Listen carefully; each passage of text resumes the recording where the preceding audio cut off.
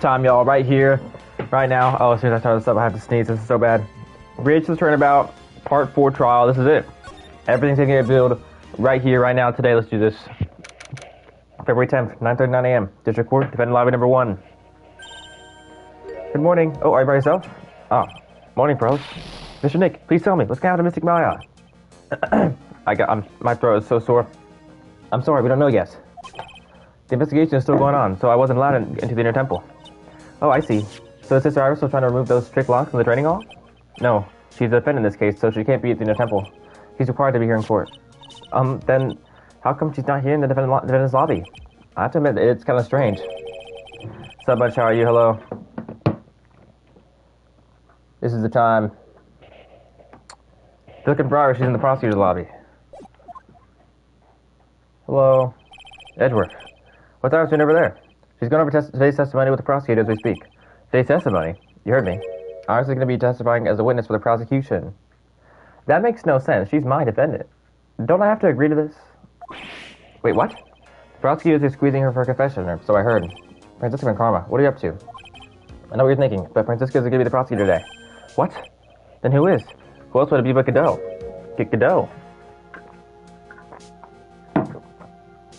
Alright. Francisca's engaged in some important work in the Sacred Cavern. She's probably trying to get Maya out. The Sacred Cavern? You don't mean that she's... Exactly.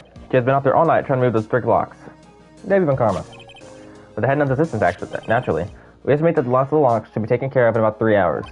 I hope everything continues to go smoothly and we see some good news soon. Yeah, thanks, Edward.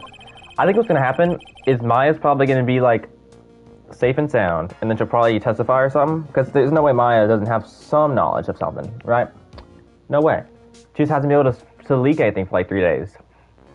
Prosecutor Godot intends to nail this case out today. Be prepared to file if there's no tomorrow. Touche. I can always see it in your eyes. You're not the same fever-ridden frantic maniac you were yesterday. It's strange. On the way here, I decided that today would be the end of all this. Almost immediately, I've made that decision. I felt myself getting stronger. Interesting. Maybe you passed your cold on someone else, literally. With that, I'll leave the rest in your capable hands, Warner. Thank you. Let's do this thing. I still don't have answers to most of the riddles plaguing this case. Oh yeah, for real, Munch. Today is the day. I have, like, the next 4 hours free. I can play this until the flippin' 5 o'clock if I have to. I can be here for, like, 5 hours if that's what it takes. The circumstances around the murder of Miss Elise Dowxham. No, I mean Miss Misty Faye.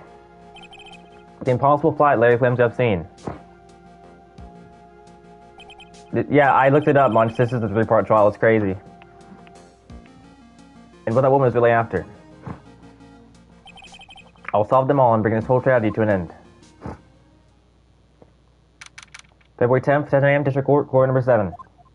Because the guide I look up whenever I get stuck on parts, it basically has a description, and in the description it says, you know, it gives timestamps, and it was like Part 4, 1 trial, and then, you know, I saw that there were 3, and I was like, okay, wow. Court is now in session for the trial of Iris of House of Court Temple. Alright, so we got the normal judge back, Godot, and then Phoenix Wright. Your Honor, what do you... Who? Me? Well, my little brother came to visit me in my chambers early this morning. All of a sudden, in the blink of an eye, he developed a scorched fever and fainted. I think I gave the other judge my fever, so now bro's taking over. Wait, that's your brother, Judge? This is such lore. Lore's right, baby. W's. He looks so much better than you. Therefore, I'll be standing in for him. I see, Your Honor. So they're brothers. That explains law. Oh, for real? Even Phoenix didn't know that before, so, okay. My poor brother. Looks a bit pale, not to mention sad that he couldn't be here. I mean, I understand it. Alright, so I'm going to count all of Godot's cups of coffee today. See if I can get to 17 cups. This is his first cup. Because he always be drinking 17 cups, so my way of knowing if the trial is coming to an end is going to be how many cups Godot drinks. It is impossible to predict what the future has in store for any of us. This is precisely why people feel the need to judge the past. And we of the court have been charged with the solemn duty of passing such judgment. Well said, Mr. Godot. I understood exactly what you said, at least up until the end anyway. Now then, Mr. Godot, please receive your opening statement. Because my thing, Munch, is he said precisely he drinks 17 cups every trial, but I've never kept track of that. So this is the case. I'm going to keep track and see if that's actually true. Humans are fragile, fickle beings. Our hearts change with the shifting of the tides. There's only one thing that remains a constant in this crazy world. The bitter darkness that lies at the bottom of this mug.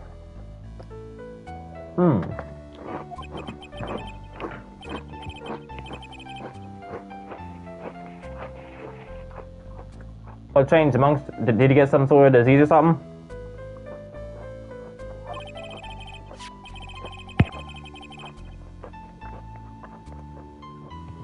During yesterday's trial, the accused refused to admit her role in the crime, but today she has had a change of heart. Sister Iris of House of Court Temple has a confession to make. She's been telling me that she didn't do it the whole time, so what's this going to be about? Good confession. The defendant? How is this a three-part trial if she already going to confess that she did it 2 minutes in? Iris, why didn't you confess this when you... Yeah, for real, I knew that this had to be... I had to have some sort of discussion in this. But now I'm going to have to cross-examine her and prove her innocent while she's saying she's guilty. Very well. This court will now hear the defense confession. Hello. Upon meeting a beautiful lady, always ask for her name and profession. That's one of my rules. My name is Iris. I'm but a simple nun undergoing training at House of Court Temple. Witness, is there something that you want to confess to? Yes. But first, I want to apologize to Mr. Wright. I can't continue lying to everyone anymore. Did you really do it? There's no way. There has to be more to this.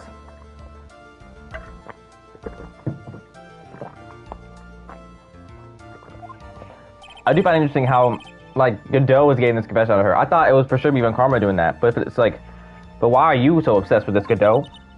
Mr. Wright, I have to admit that I did play a part in this terrible incident. Are you actually confessing? Is she going to confess that she's Dahlia? Are you saying that you were the one who murdered Miss Lee Stalkston? No, I'm not, Your Honor. But I dealt with the cover-up after the murder took place. After her spirit left, I took the lifeless shell of Mystic Elise and carried it to the House of Court Temple courtyard where I desecrated it. What? But, on your thing, Munch, I learned yesterday that, like, Dahlia's dead, and that Iris is her twin sister, which actually does make a lot of sense. I just never knew that before. So that makes sense while they're the same age, though, right? They're twins. That's assuming that is the truth, of course. You never know. There's still lots of case to be had. Witness, are you saying you were an accomplice to the murder? That's not the same thing, but it is definitely still bad. Yes, that's correct. What? 3 minutes in court, I'm already covered in cold sweat. Okay, but who did it then, Iris? If you're an accomplice, then you have to know who you're accomplishing. Cup 2. Ha! Everyone on the plane has accomplished something. It just happens to be that in this case, it's a murder. Isn't that right, Mr. Trite? That Godot. So this is the confession they were conferring about. It pains me to say this, but it looks like Iris' testimony is all a lie. Iris' testimony crumpled up and shoved into her pocket. Now then, little lady, if you don't mind, I got a question for you. Whose crime were you trying to cover by your actions? I don't think she's gonna snitch. I was just covering for someone. Now I'm definitely up the creek without a paddle or a life jacket. I've been at House of Court Temple ever since I was a little girl. House of Court Temple was run by one of the branch families of the Korean tradition.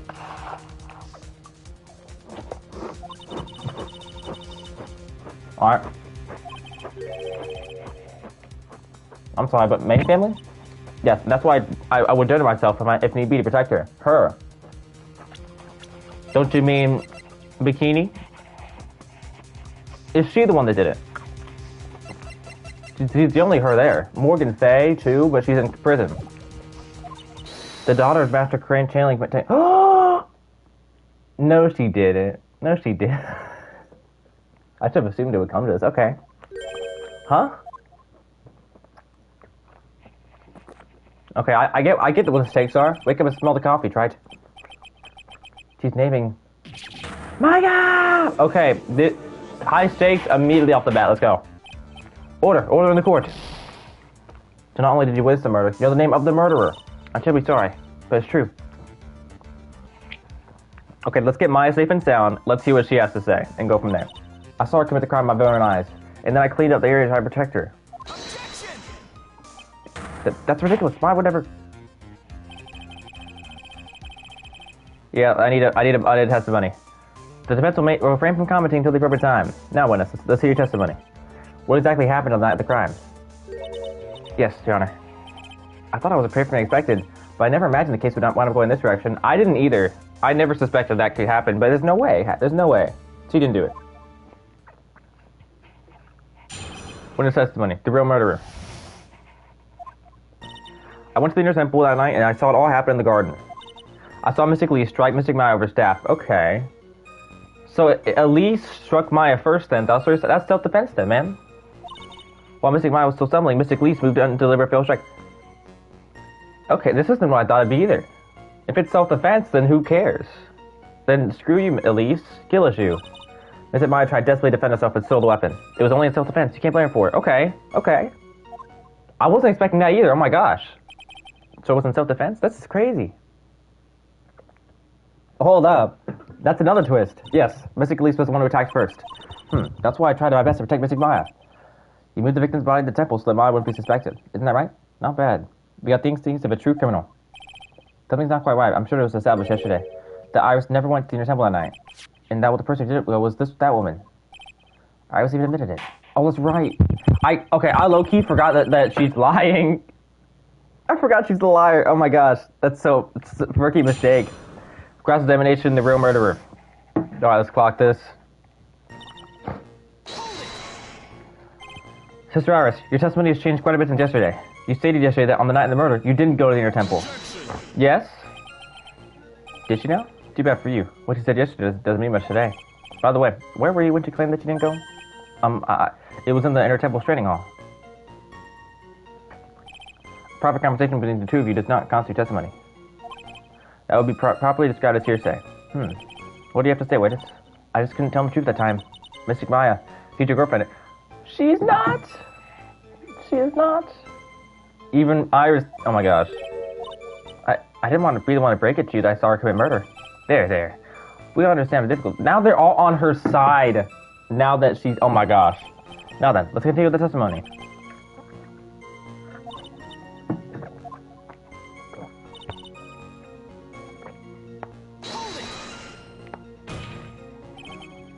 You saying that the victim attacked Miss Faye? Yes, it was a truly frightening scene. Missing Maya was struck hard in the head and looked like she was going to collapse. What were you doing at that time? Why didn't you stop them from fighting? I'm terribly sorry, Mr. Wright. I was frightened. I couldn't move. I couldn't even speak. I was in such shock. That's perfectly understandable, my dear. This doesn't sound right. I don't believe this testimony for a minute. What happened after that? She moved into a deliberate fatal strike. Yes, I'm sure of it. She threw down her staff and reached into her robe for a weapon. Wait a minute. What was this weapon? It was some kind of dagger. A dagger, huh? And at least Alexum tried to stab her with this weapon. To kill Miss Faye. Yes, exactly. Ha.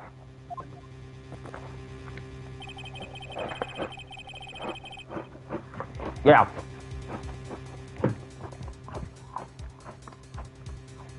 No, it does make sense though. Flippin' Munch. Because look at this. It has a sword hidden inside of the staff. So that does make sense, actually, I think. Looks like I did after I mistakenly took a swig of Worcestershire sauce. Do you have a problem with the testimony we're hearing from your client, lawyer boy? Do I have a problem? Yes, I do. Wait, about so, ma'am?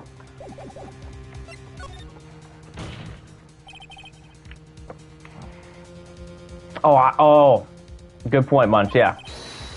I have a small problem with the witness's testimony. You do, but this witness is your own client. Yes, well, nevertheless, that's fine. Witness, let's add to the last statement to testimony. Yes, sir. Hey, just a moment. It's my job to say that. Listen, Gramps, I won't say it again. Final judgment will be entered by me. Okay, now listen. The way that Godot is the judge now is crazy. She threw her staff away from... Okay. I found the contradiction. Let's just see the rest of the stuff, though. She threw her staff away. Mystic Elise was trying to kill Mystic Maya. I think that's why she wanted a more lethal weapon. It's true. It's not easy to inflict a deadly blow with a staff. Sister Iris, let me make sure I got this straight. The victim herself chose to throw away her staff. Yes, that's what I saw. Is there anything odd about that, Mr. Wright? Yeah, it's odd, right? Mystic Elise attacked Mystic Maya with a dagger. I'm sure of this. And then? Mystic Maya, she turned things around and then she used the weapon she had taken and launched forward for a strike. Witness, are you absolutely certain? Yes. But believe me, she had no choice. If Mystic Maya hadn't done something... My Faye's name would have been written on the South report instead. Yes, I see. This is bad. I still can't put the pieces together. Unless I find a contradiction in her testimony, Maya's gonna... But again, it's self-defense, though. You know, this isn't even... If this isn't even that bad of a thing, assuming it's all true, which it probably isn't, but if it isn't, like, genuinely, nothing's gonna happen here. I only have this to say. I was only self-defense. You can't learn for it. So you're saying Maya Faye was the one who stabbed Miss Lee Stockton? Sister Iris, is that really what you saw? Yes. Yes, kiddo? Trite. Alright, cup 3. If your mug is filled with black and bitter suspicions, the only way to get rid of them is to drink them out quick. Like this. I know that's supposed to be metaphor, but I don't get it. There's only one thing you need to get, Trite. It's called evidence. Now hurry up before my next time gets cold. What does that mean? Is Godot waiting for me to put on the contradictions? I'd like to avoid the whole spirit chilling thing if I can. Not only would it be inadmissible as evidence, but I think it might actually hurt our standing with the judge. First, I need to pick your testimony for it and expose the unnatural sounding parts. I don't know why Iris would tell a story like this, but there are 2 things I noticed that just don't add up. I can already see one of them. I don't see the second one yet. So, obviously, gonna make another save real quick right here. And then let's call this out. Got it. Sister Iris, there's something strange about your version of events. Huh? Miss Doxton throwing words halfway makes no sense at all to me.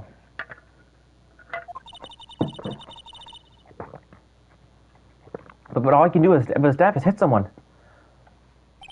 Naturally, you wouldn't know that this Sister Iris, but the victim's staff had a special feature about it. As you can see, it's a sword. If Elise Doxton really had wanted to kill Maya Faye, she wouldn't have needed to use a separate dagger, not when she already had a beautiful blade in her hands already. Boom. Well, Sister Iris, what do you have to say? Yes? Cup 4. That was an impressive bit of investigating, right?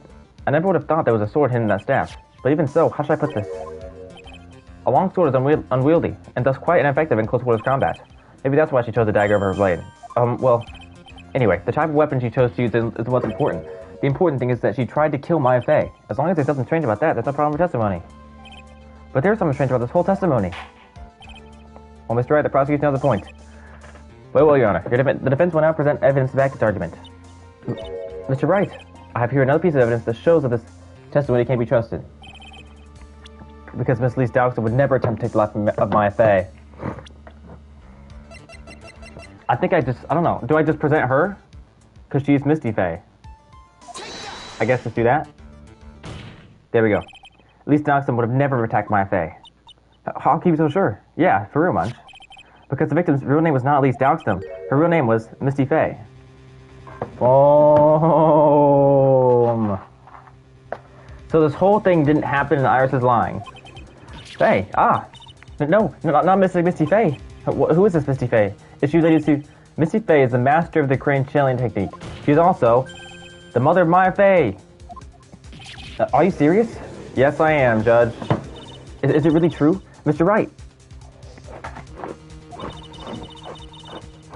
Yep. There's no doubt about it. It looks like Iris had no idea. I can hardly believe it. The idea that she would try to kill her only daughter, one she hadn't seen in 17 years. Perhaps the prosecution can come up with some explanation for why she would do such a thing. No, nothing, Godot? Okay, great. Order in the court. Upon pursuing the witness's testimony, it seemed natural enough. However, in light of some facts that have just been presented, 1, that the victim supposedly threw away a sword during a fight, and 2, that the two people battling to death were mother and daughter, despite the facts being believable when taken on their own. When taken together, the entire story seems difficult to believe. Cup 5. Listen, there's nothing else that is impossible. Except for one little thing. Yes? What is this one little impossible thing? You still don't get it. You think maybe my beans are in the roaster, but you have no idea, Gramps. Could you get to your point? I think so too, Munch. Well, Karma's the craziest, Edgeworth is the weirdest, Godot's the most normal, but still, he claims to have risen up from hell and has a mask covering his face like he's slipping to do a dream face reveal. So, still odd, but the most normal for sure. I heard this witness's confession this morning, just as I had taken the first sip of my 8th cup of morning coffee. again, my counter is only court coffee. So the fact that he has 8, how are you not like having some sort of disease, Godot? You're gonna ruin. Yes, for real. Oh my gosh, worse than smoking, honestly. If you drink 40 cups of coffee a day. Anyway, after hearing this woman's confession, I had a detective who loves to investigate sent to the scene of the crime, and he discovered this little beauty. This is a knife. Is that the dagger the witness testified to seeing? Obviously, Your Honor. But do you not know something else? Now that you mention it, if you look closely, there appears to be blood on it.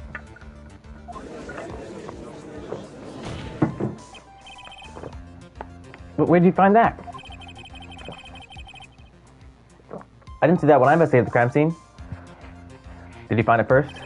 Did you investigate the pine tree at the crime scene? No. Huh? The pine tree? This dagger was stuck to the backside. Well, maybe if it let me investigate that, and it was a blue circle, not a yellow one, y'all. It's not my fault. It's game design. When the last blow was struck, ending the violent battle between the two women, this little baby was thrown in the direction of the back of the pine tree, which means the blow on this dagger belongs to the victim, correct? Ha! Were you even listening, old man? I first heard this confession this morning, just as I taken the first sip of my 13th. Objection! You said it was your 8th cup. Did you say it was? Yeah, for real. Clock that. I didn't have enough time to get the blood analyzed on such short notice. In any case, the court accept the dagger as evidence. Furthermore, I order that a blood test be performed on it immediately. This is my sweetheart. Make sure you treat her right. Bailiff, give this piece of evidence to the crime lab for testing immediately. Dagger out of the court.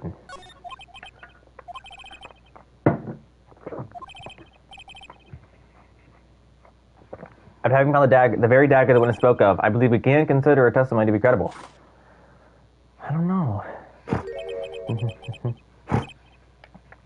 Cute girls never lie, ever. Godot. Funny man. Where was I? In the case, witness, if you could please testify again to this court. About what, Your Honor? About the incident you saw, the battle between the two women. Oh, for real? Yes, Your Honor. Witness testimony, the battle. Mystic Maya stumbled briefly after being hit over the head with a staff, but then she dodged Mystic Lisa's next attack and stole her weapon. Suddenly, Mystic Lisa was the one on the defensive, with her back to the stone lantern.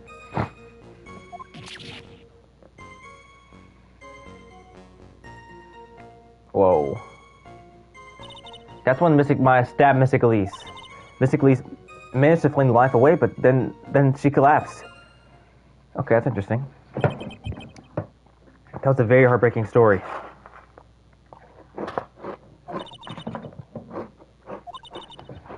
Yeah.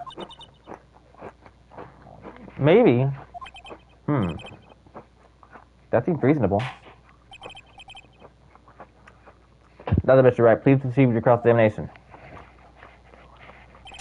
I'll be completely for real, y'all. If I was ever in the Ace Attorney world, I would be a prosecutor, period. Because as long as I'm not going up against Phoenix Wright or Miles Edgeworth, I literally don't think I'm ever losing.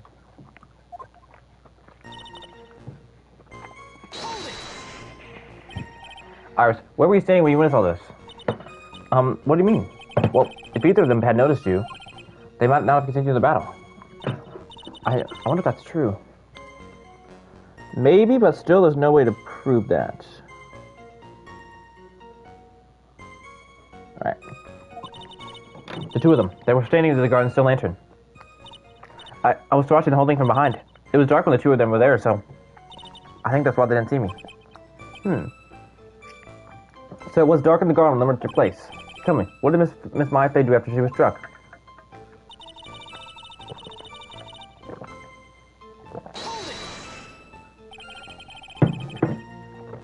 Alright.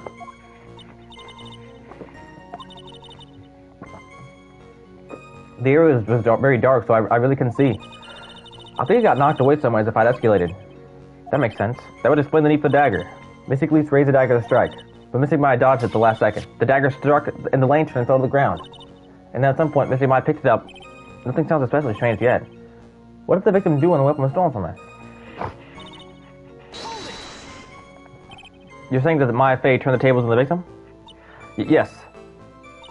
But Mystic Maya wasn't herself at the time. After all, her life was in danger. I still can't believe it. The idea of Maya cornering someone at night point, it's just silly. Cup 6. As they say, a cornered fox is more dangerous than a jackal.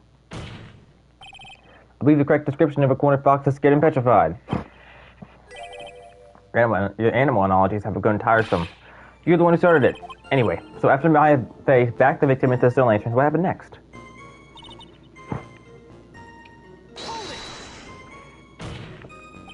Are you absolutely certain that's what you saw? Yes, I'm almost certain. Almost. The garden was dark. I couldn't really tell who was...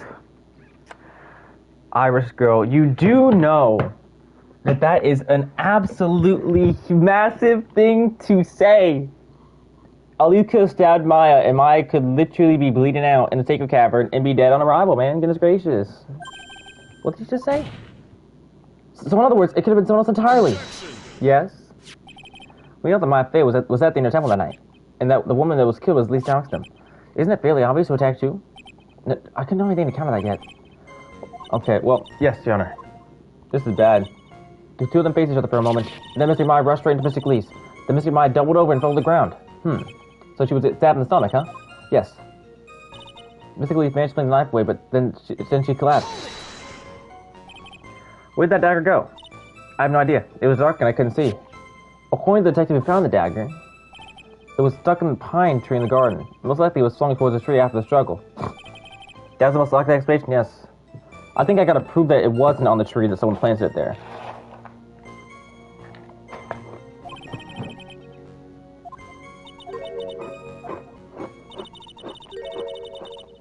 Wow.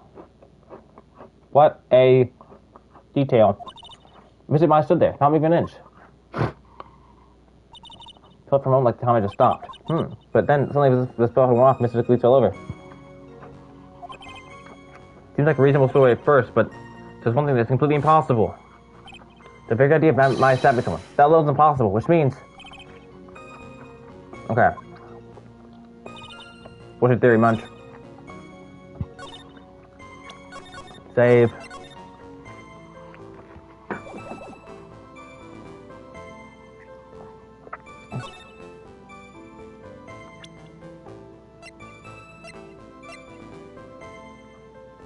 Okay.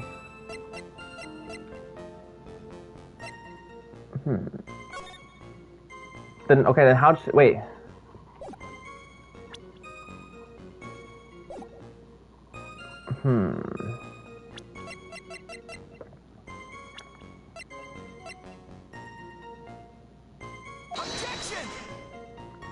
To restart, I have no clue what's going on.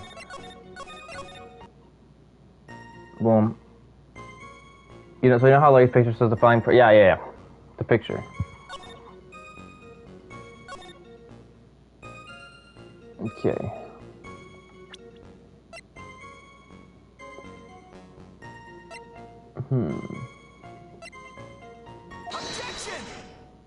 No. Not even close.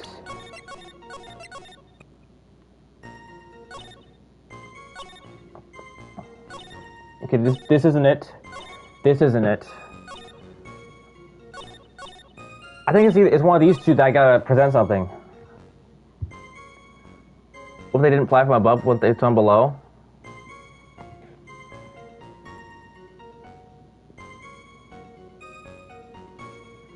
Interesting. I don't think they were really close to the bridge though, much. To do like in the garden? Maybe I'm like getting the map wrong, I don't think so though. Okay, if I can prove that it was a different time that she got stabbed. Nope. I think I already presented that too. Pretty embarrassing.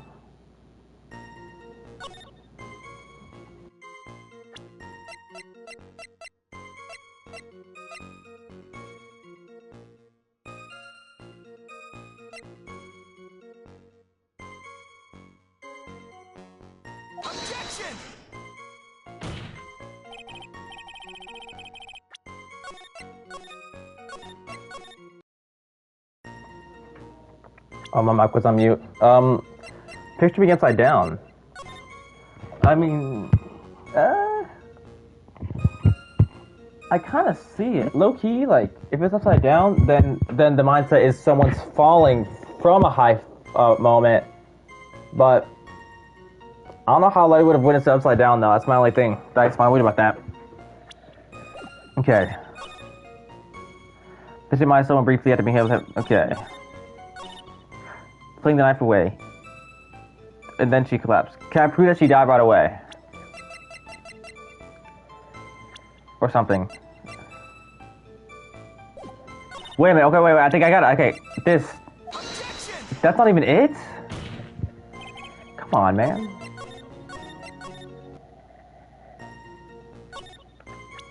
I think I'm on the right direction, though. I think I'm on the right direction. Came from the victim's staff.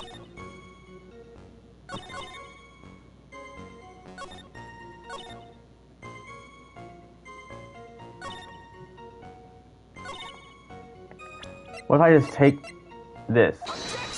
Okay. Yeah, that's what I'm thinking. The sphere, or like, come on.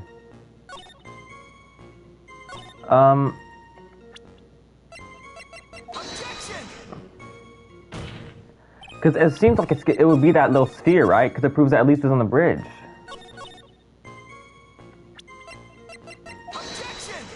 All right, I'm gonna look this up online because I can't really figure it out. This is actually some tough stuff.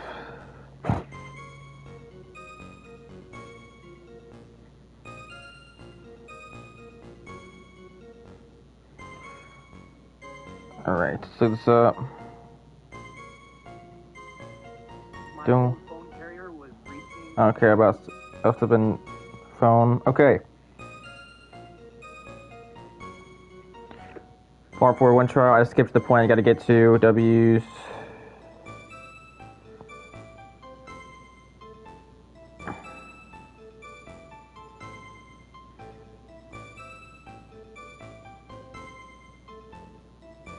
Okay, what I get to that? I'm trying to get to a point in the video.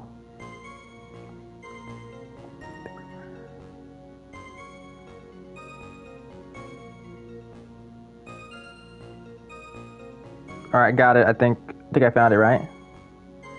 Yeah, okay, I found the point. And... Alright. And... Alright, I found it. So the piece of evidence was... the autopsy. Okay. Okay, I got to the point in the video. Apparently, the evidence is the autopsy report. Oh, loss of blood. Okay, I do get it though. Loss of blood from stab in the back. She can't be stabbed in the back if her back is against the wall. Okay, whatever. I was never getting that. Boom.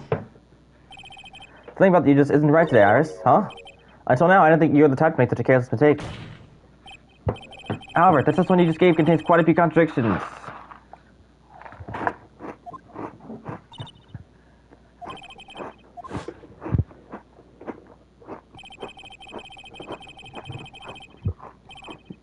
Yeah.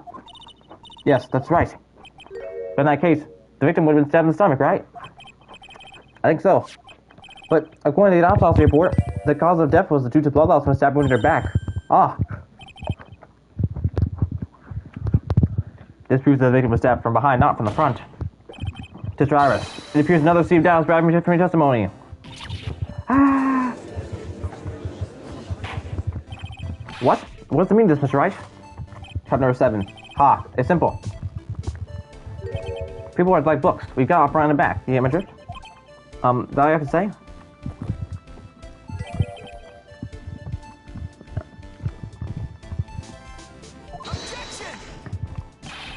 Could you please knock it off with the cheesy proverbs and illogical metaphors already? The point is, too much of the testimony just doesn't make sense.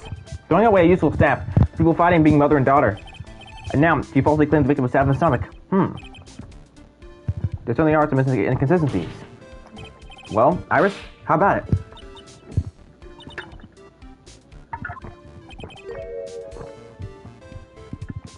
If you ask me, you're just being too naive about the whole thing. What do you mean?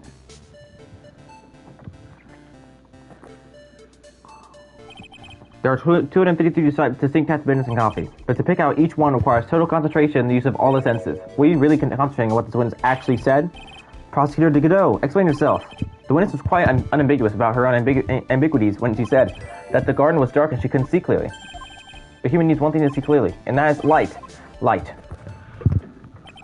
By the way, did you know Hazakor has a rule that on nights that when an acolyte is at the inner temple training, the stone lantern in the garden must be kept lit? I did wonder what the stone lantern was there for. Yeah.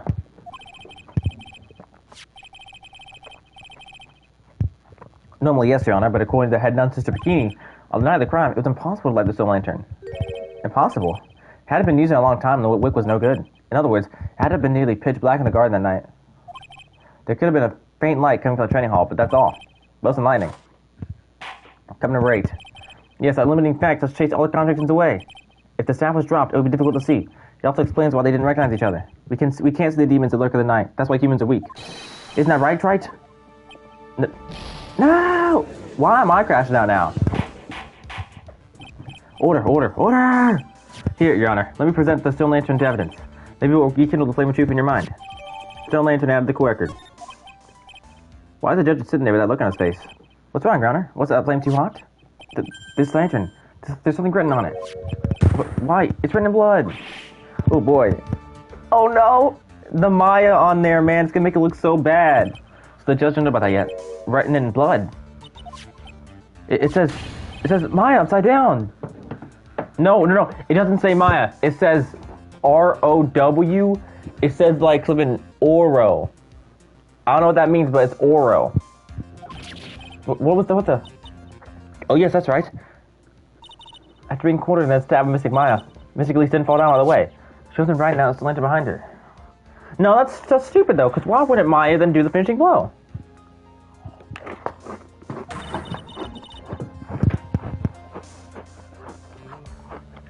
But again, there was barely any bleeding if they hadn't been taken out of her yet.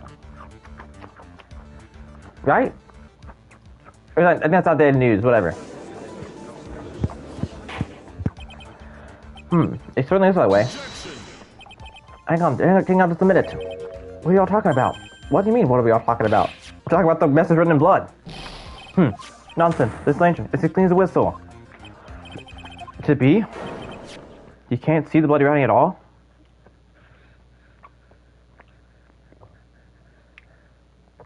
He did say he was almost blind. Now that I think of it, he did say something to me yesterday. My side is pretty messed up. Even with these huge goggles I had, I still can't see everything. Yeah. So that's why you remember that.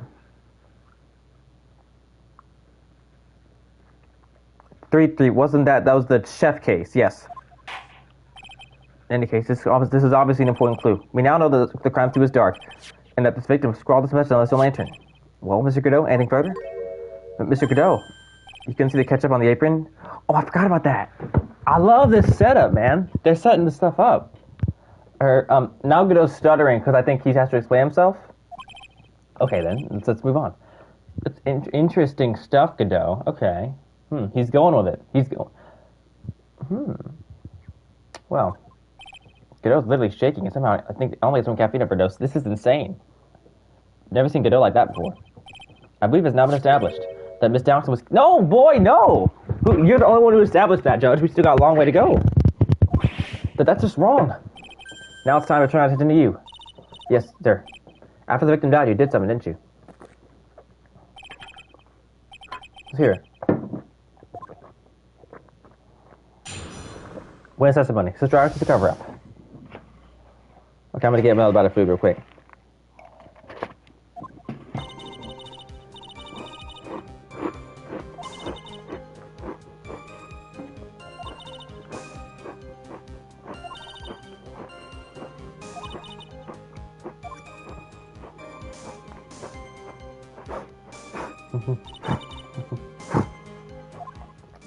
Alright.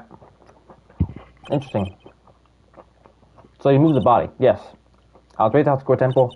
I owe a great deal of thanks to the Fey Clan. But even so, I never imagined that Elise Downson was actually Misty Fey. I've committed a terrible sin. A terrible trick of fate.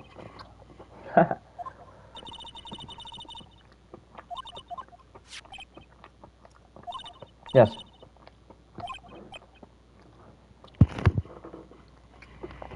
Your story makes sense, I suppose.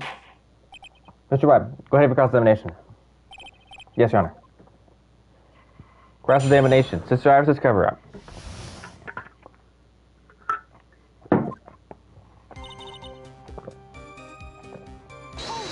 Long testimony.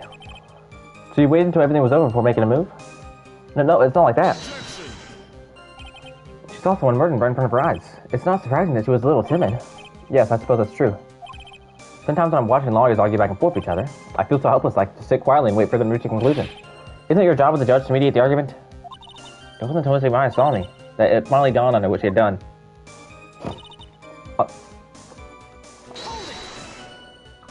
So then, you knew. You knew the significance of the name Maya Fey. Yes, of course I did. That's odd. I mean, Sister Bikini didn't recognize Maya's name, let alone her position. Anyway, she was a very special person indeed. You're moving right along with that, Why did you do that? Because I didn't want Mr. Maya to be suspected in any way.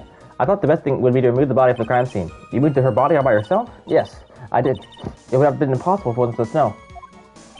To snow, huh? Okay, I have to prove that she used a snowmobile.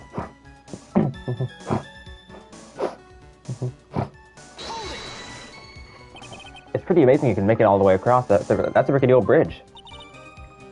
I already see a big problem with that because Larry was there the day of, every 20 minutes looking for her. So, he had to have seen her. It looks worse than it is. It's surprisingly sturdy by its age. It's like they say, they just are too stupid to catch you in a simple cold. But there's one other thing that bothers me. Why not just throw the body into the Eagle River? It would have been much easier than dragging it all the way to Hathagor Temple. I thought it would still cast too much suspicion on Mystic Maya. That's why I tried to take the body as far away as possible. Ha! Makes perfect sense to me. For the time being. Anyway, what did you do after you crossed the bridge? Okay, so you did the snowmobile. The snowmobile? I knew that would show up sooner or later. Yes, I have the key. I used the snowmobile to travel from Hathagor Temple to Dusky Bridge.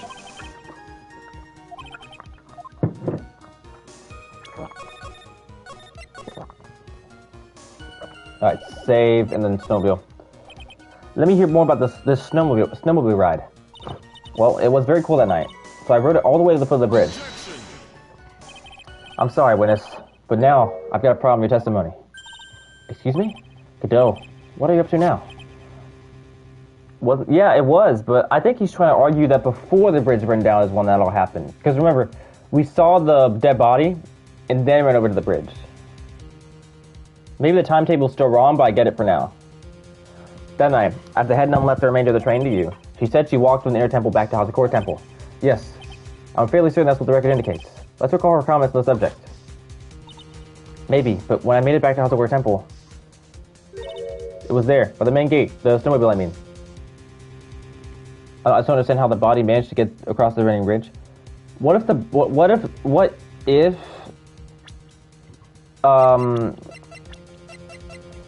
person flying wasn't Iris? What if it was the dead body somehow? What if it was if it was Misty Faye?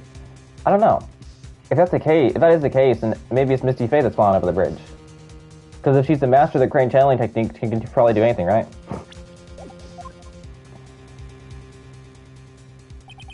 The snowmobile was in front of the main gate. This is one of those contradictions, what'd you say?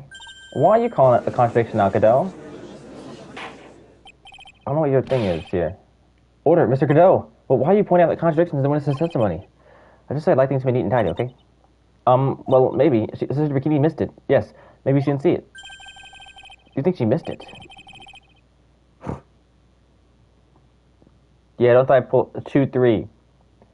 Loki, I forgot what some of these cases are. 2-3, that's the very big circus. That's it. You think she missed it? That doesn't sound right. Huh. Whatever. Even I don't think this is decisive enough to warrant any more time or effort. It's just, you better be careful in your testimony. That's all I wanted to say. A smart little cookie like you shouldn't have any trouble in saying that. Yes, sir. What was that all about? Why would Godot want to give me a hint? Very well, then let's continue with the testimony. So you transported the body by snowmobile, all the way to the Hathagor Temple courtyard. Yes. I thought that way, Mystic Maya would never be suspected. That's what I thought anyway, and then I...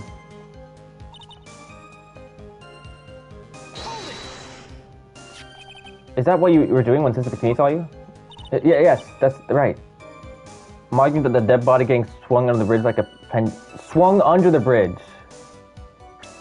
I get what you're saying now, low-key. I get what you're saying now. Let's... Okay. I don't see anything that would swing her, but I get your logic. I get your point. I get your point for sure. But again, my only problem is how would Larry be upside down? But I get where your mind's at. Probably, more like definitely. I see. So Sister Bikini mistakenly thought you were the one that murdered Miss Dalcombe. I'm so sorry, please forgive me. It's my fault this case got so confusing. It's all good.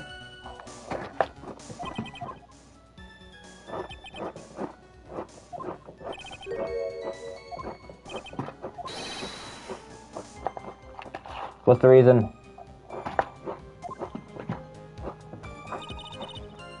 Alright. Let's call this out again and do the other stuff.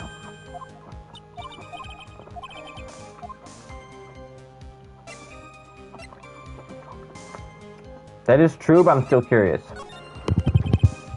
If you really did move a body by a snowmobile, then there should be tracks left in the snow, right?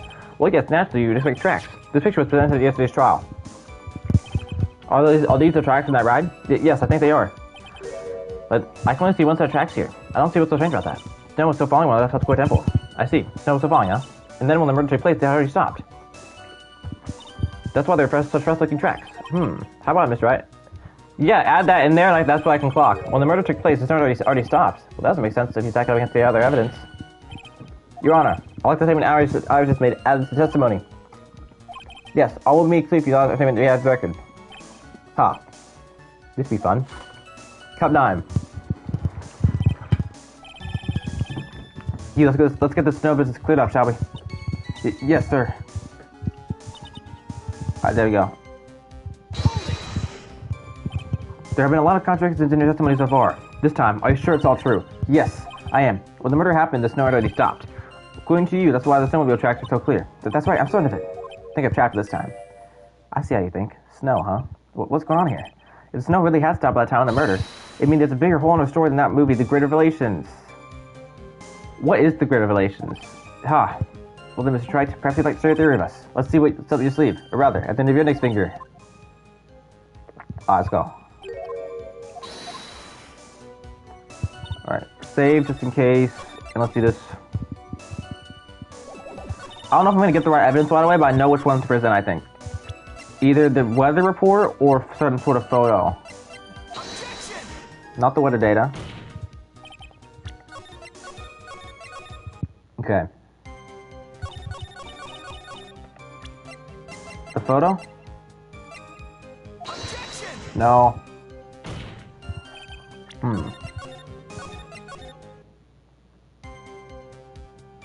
Okay, I don't know which evidence to present, but I know what type of one it is, I think.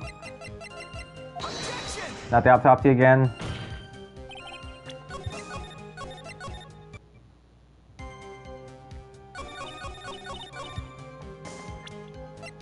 I think I know, maybe. Is it this? No. What is this?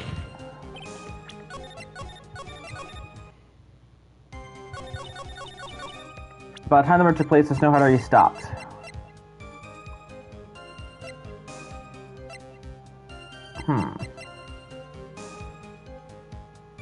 Wait a minute.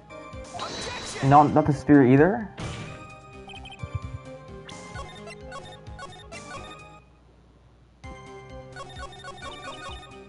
Okay, I think it's this. It has to be this. Not that either?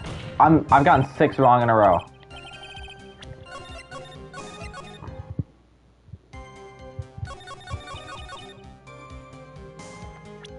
Wait, I'm stupid. Okay, I'm not stupid, but it is, I think, the snowmobile. The snowmobile photo was that at tracks. That still isn't it? That's the plan, I guess, Munch. Because that has to be the line.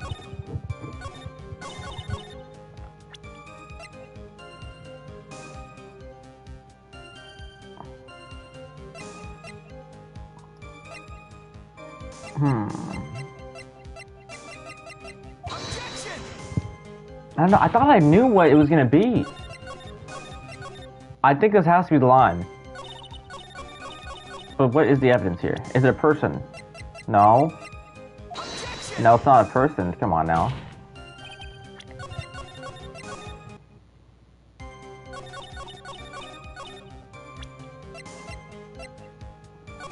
Okay. snow stopped at 10:50, right?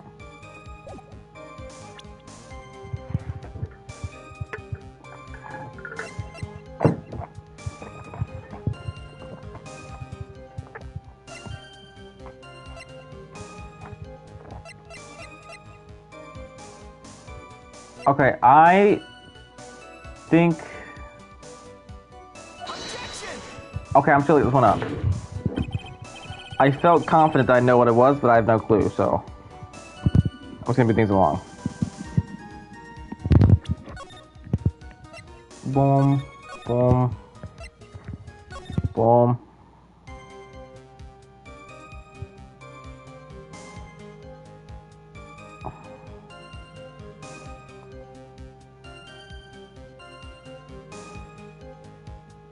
Okay. I was on the right track.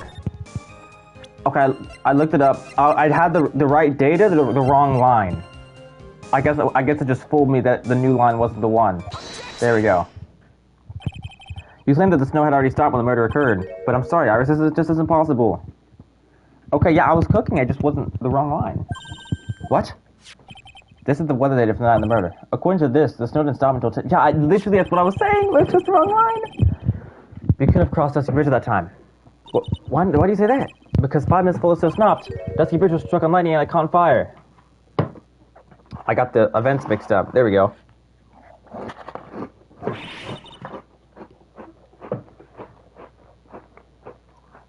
What did you say? That the bridge was on fire? You don't mean to say you didn't know about it. It was because that lightning strike the bridge burned down. What? But it can't be. Looks like you still haven't figured it out. No matter how hard you try to deceive or conceal the truth, you can't pull the wool over the eyes of a real defense attorney. No! Nice try, ma'am. Order, order, order. The bridge is already on fire when the incident took place. That's right. The inner temple was already totally cut off from the outside world. There's no way he could have crossed the bridge, body or no body. Witness, even my page is on its limits. Any further lying and I will find you in contempt of court. Do you have anything to say for yourself? Objection! Hello. Count 10. The only person here that is truly contemptible is you. Old man. Me, how dare you? Whether this witness lied or not doesn't mean squat right now. So squat. The important thing to find out now is find out the truth. Isn't that right? Yes, of course, but whether it was snowing or not snowing, or whether the bridge was burning or not, there are two facts that can't be disputed. First, the body of Elise Dawson was discovered in the Hazucord Temple courtyard.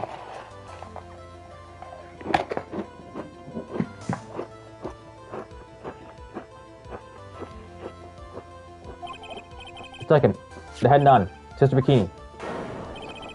Mr. Iris says creating Elise Dawson's body. See, he makes a good point on both accounts. That's right, I'm not lying. What are you claiming this time? I wasn't myself at all that night, so my memory is still somewhat hazy.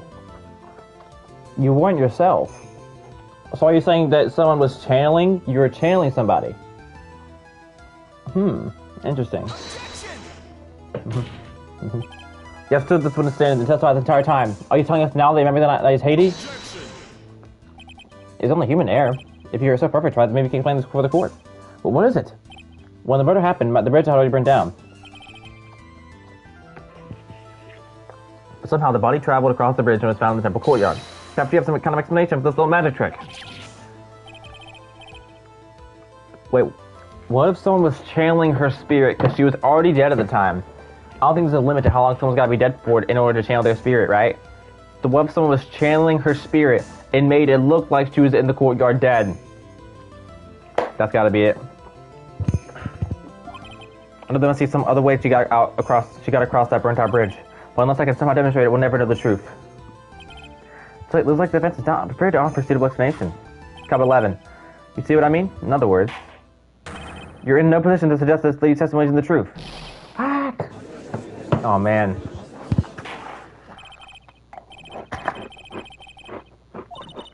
Oh, what, Jan? You've admitted that you moved the victim's body. Nevertheless, your prior testimony contained a rather large inconsistency. Please add an explanation for that to your testimony. Yes, Your Honor. The Must be a final testimony. What is testimony? Moving the body.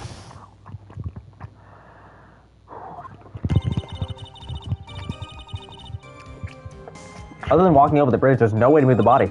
So I must have just gotten confused, I guess. Was the snow still falling or had it stopped? Does it really matter that much? Why are you saying that there's a way to cross the burning bridge? That's not a big testimony. 1 second, y'all. I'm gonna get a water bottle because I'm thirsty. And I'm not done with my food, so I need something to drink still.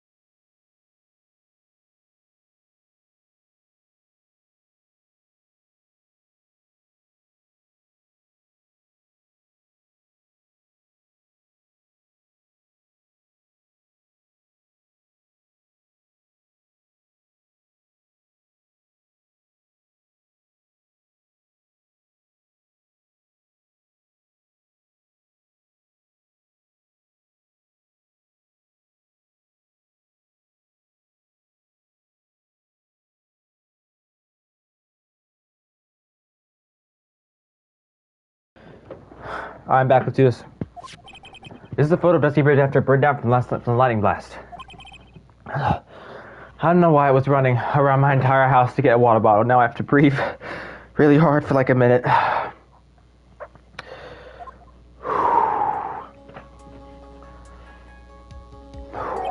It certainly was burnt to a crisp, and one of the suspension wires even snapped. It's amazing the whole bridge didn't fall.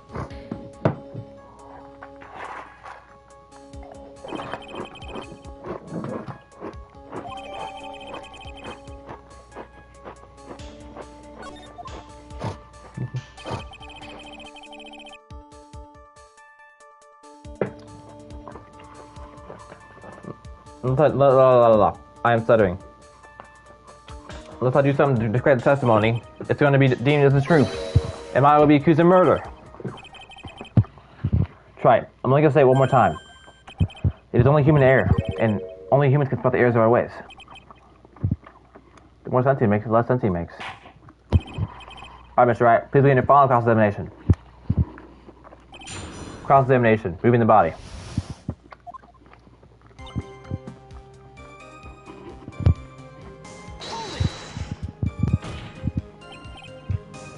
Yes, but the snow had already stopped when the incident took place. I couldn't have crossed the bridge, naturally. But I think it's just like Mr. Godot said. The body did make it across somehow. But you seemed to be quite sure of yourself when you gave your testimony. You said you were sure the snow had already stopped. I'm terribly sorry. I was wrong. Don't you really think an apology is going to get off our hook?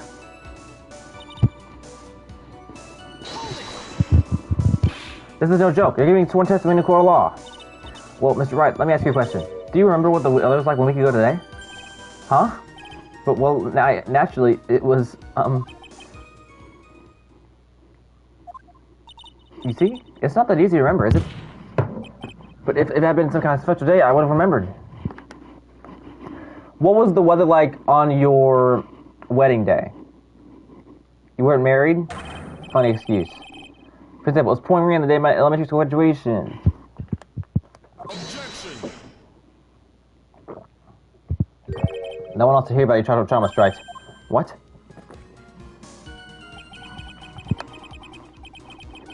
By the time the murder took place, it's already stopped. If you insist on sussing over that one statement, let's see the proof. So show me some evidence that the body somehow crossed the bridge while it was on fire. I know what to show. I'm just gonna press this real quick. Well, I don't see why there couldn't be a way across. Mr. Wright, don't you think that sounds a bit silly? A dead body crossing a burning bridge. Did anyone actually witness such a thing? Ha! If there was, I don't think you'd call someone like that as a witness.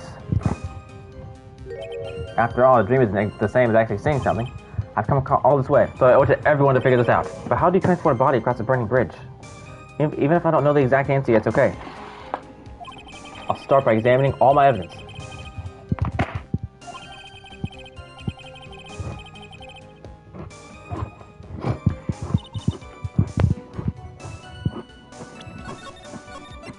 Boom.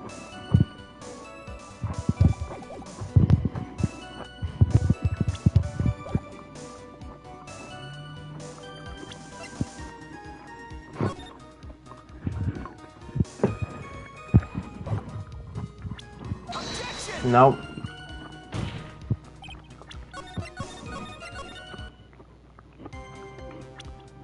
No Larry's photo? Got it. A dead body falling over a burning bridge. I wouldn't exactly rule out the possibility. What? Except 12. Ha! You're saying that's possible? Don't make me laugh. The only thing that's possible about your claim is that it's been pulled out of thin air. I don't know about that. In any case, if one or two did see it happen. Preposterous. Who is it? I can't check it out here. I've got to keep on the attack and go. Mrs. Jackson's brilliant. Holly gives a apprentice. No, it's Jackson. Brilliant. Holly gifted. Apprentice. Remember what he said in his testimony? Tonight he was at the Mountain Shack, Heavenly Hall. And that's when he witnessed the event. I think we've all seen the sketch before. It's an exact drawing of what he witnessed that night.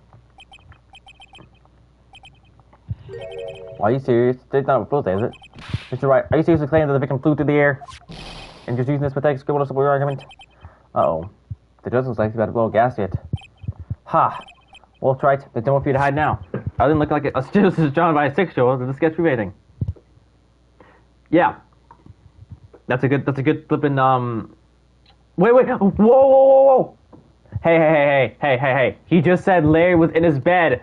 And like, his eyes were, like, under. You know what I'm saying? Like, just, like, lay back. And when you're looking back, don't you see how you see things upside down? That had to have been what Larry was seeing.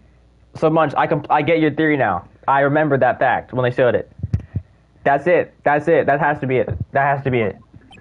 Yes, I'm pretty sure it does, and I'm going to prove it. Listen, I know your tricks. You're trying to turn this whole thing upside down. If you're so eager to turn this case upside down, why not start with a sketch? Upside down? Why did I go say that?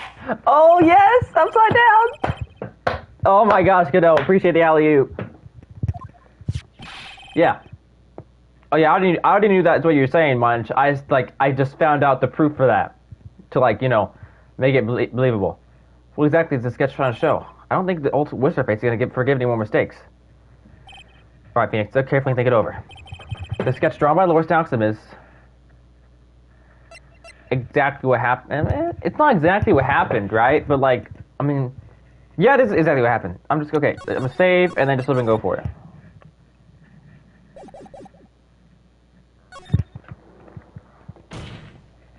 Of course the victim was fine too. Oh, okay, I got it wrong. You can see right there in the sketch. Whoosh! You know, you're starting to remind me of witness. Wow, that's all they wanted to hear. Do you have any evidence of the victim through the air? Just so you know, you haven't discovered a giant human catapult in the temple yet. Ugh, I wish they had.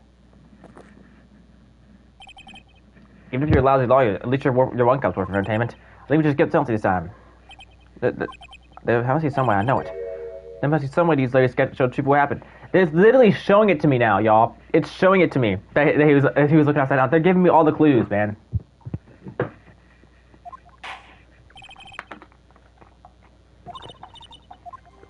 Alright. Load, boom, then I guess complete contradiction. Something is obviously funny about the sketch. I'm not an art critic, but even I can see that. No, that's not what you mean, Your Honor. Otis Doxham stated over and over that this sketch was exactly as he saw it. However, If we would have believed this testimony, then the sketch contradicts reality as we know it. It contradicts reality. Ha. This is getting interesting. Looks like you back that finger pointing again.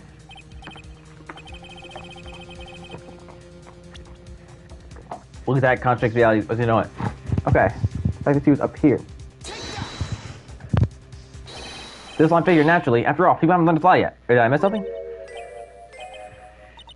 Mr. Bright, the answer is now. It was lethal. You're right. The ropes. That's right. Munch, I have seen that picture the entire time, and I just now realized after you said that you're right. The ropes are upside down. I didn't even think about that. That hadn't even crossed my mind once. There it is. There we go. Is this wire connected to the bridge? The wire? Huh. Is that the thing that contradicts reality? It is indeed. Then show us the reality it's supposed to conflicts with. Show us something that will point out how sketch contradicts reality. This Dusky Rich photo, obviously, man. Come on now. That's a photo of Dusky Rich, correct? Yes. Now, compare the sketch and photo for a minute. In the sketch, the wires appear to be above the guard wires. But on the actual Dusky Bridge, jumping just a spat, the wires are below the guard wires. Boom. What? There we go. Order. This sketch is somewhat different than what's depicted in the photo. Somewhat? Boy, it's literally entirely different. However, isn't it likely that the artist just saw it wrong? Judge, you're so right! He did see it wrong! He did see... Judge, thank you for that alley-oop. You're right. Larry did see it wrong. He saw it upside down. Or perhaps he just drew it wrong. You're right, Iris, too. He did draw it completely wrong. But that's what proves my point. Thank you so much. You're so kind. Honestly, Iris. Honestly. Either way, it sounds like you're just wrong. I'm not wrong. Larry was wrong, but that makes me right. With someone like Loris, I admit a mistake is definitely a possibility. But then that begs the question, why do you make a mistake?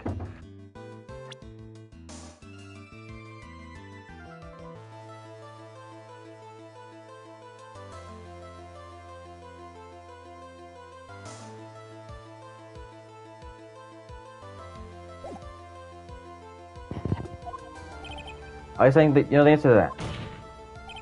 Listen, think back, alright? Remember what Loris was doing when he was at this event? He was at Heavenly Hall waiting for a lover that was never going to come. He waited, and he finally laid down.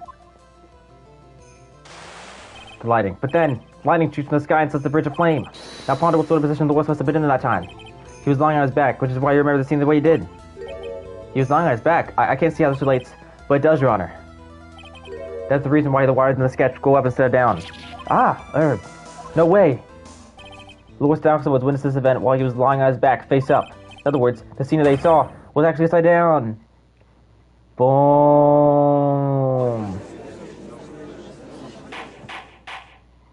So then, the sketch should actually, I think you finally get it, Your Honor. The correct way to view Loris Dawson's sketch is like this. This is how it should actually look. Nice. The victim's body wasn't flying above the bridge. It was actually swinging below. That's right, just like a pendulum. There we go. There we go. But ridiculous. Boom. Order. Yes? All things to say. A pendulum? The bridge was burned to a crypt. There was no way to get across it. But if the body had been found at the inner temple, it would have caused problems. This is where the criminal decided to take a gamble. They used the burning bridge to get the body across the other side. Oh, for real, Munch, yes. And a pendulum was the only way to get it done. Let's think about this for a minute, shall we? Oh, I did all the thinking, Godot. Thank you, though, for the offering. Dusky Ridge is about 20 yards long, which means it's about that far from the inner temple to the opposite cliff. Yes, that sounds right. In order to cover that distance with a pendulum, you'd need a rope at least 10 yards long. To get a rope that long, you have to plan ahead. The lightning strike that night could only have been on accident, so it doesn't make sense that the culprit would have prepared the rope beforehand. So then, they didn't have to get the rope ready. The rope was already right in front of them. What? I'm saying that it was just a matter of using what was already there. In that case, Mr. Wright, please give us an explanation for your theory. Saving up. What makes you think the criminal had the rope on hand to create a pendulum?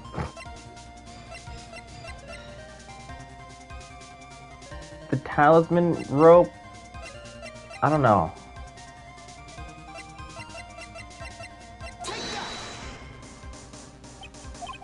Oh, that's not it. Oh. Copy the rope in the bridge footer, right? Oh, yeah, you're right.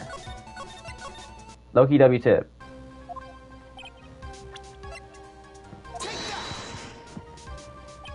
And the meaning of this is, if you want to know where the rope came from, it's hanging right there in front of your glorious beard. Ah, this is one of the wires from the bridge.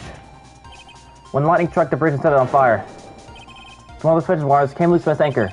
The criminal didn't have any time to waste, so they tied the wire around Elise Dawson's body. Bang!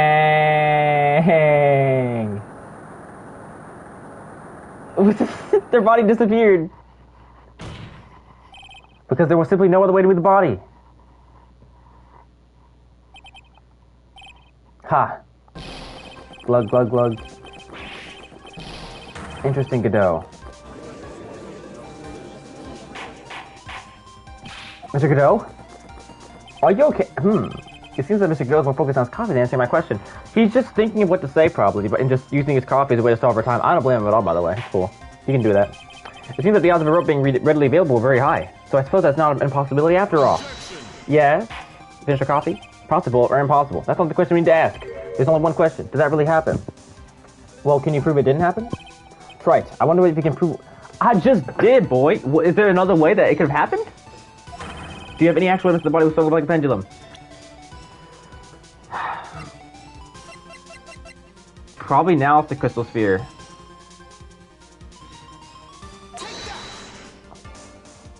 Before I present my evidence, let me review what we know so far. According to this photo, one of the wires snapped. Is it the autopsy because she hit the ground? No, it's the crystal sphere. Looking at the map, we can see it's the one that was in front of the inner temple. So then, what was the spot where that was the spot where the criminal... Yes, precisely. Now let's consider the body's movement by looking at the overhead map again. If the body was pushed from this point here... There we go. That's where the sphere would be. It would drop on the opposite bank at approximately this point. Did you say dropped? Well, they must have failed to catch the body on the other bank. What? What makes you think something like that happened? Because I have evidence that suggests her body dropped some distance. Well, what kind of evidence? This is the autopsy report. Take a look at this autopsy report. It says here that her body fell about 10 feet after her death. 10 feet, huh? That's most likely a height difference between the two sides. The body ever swung due to forward momentum, but then came loose and fell about 10 feet. Oh! So that's how it dropped in the first place, after the death. There we go. And then, as a result of landing impact, this crystal sphere was knocked loose. That's... Yes, this bloodstain of this crystal. It's the one that came off of Elise Dawson's staff. And even more important is the place where this crystal sphere was found. Indeed, I believe it's already marked on this overhead map. This crystal was found... Ah! Precisely, Your Honor. In the very spot where the pendulum would arrive if given the right amount of speed. Godot, if you object to this, I'm going to assume that you are... cooked. None? Great. Just explain your theory quite well, Mr. Wright. You have provided us with the way the body could have been moved that night. An impressive deduction, Mr. Wright. Most impressive. Mr. Wright, Godot, man, come on. Don't be a sore loser, bro. Come on. It's cool coffee might help cool you down. Boy, I just clocked your tea for 10 minutes straight. I think you need that more than I do, so thank you. Thank you for that. What is the meaning of this, Mr. Godot? Prop 13, I believe.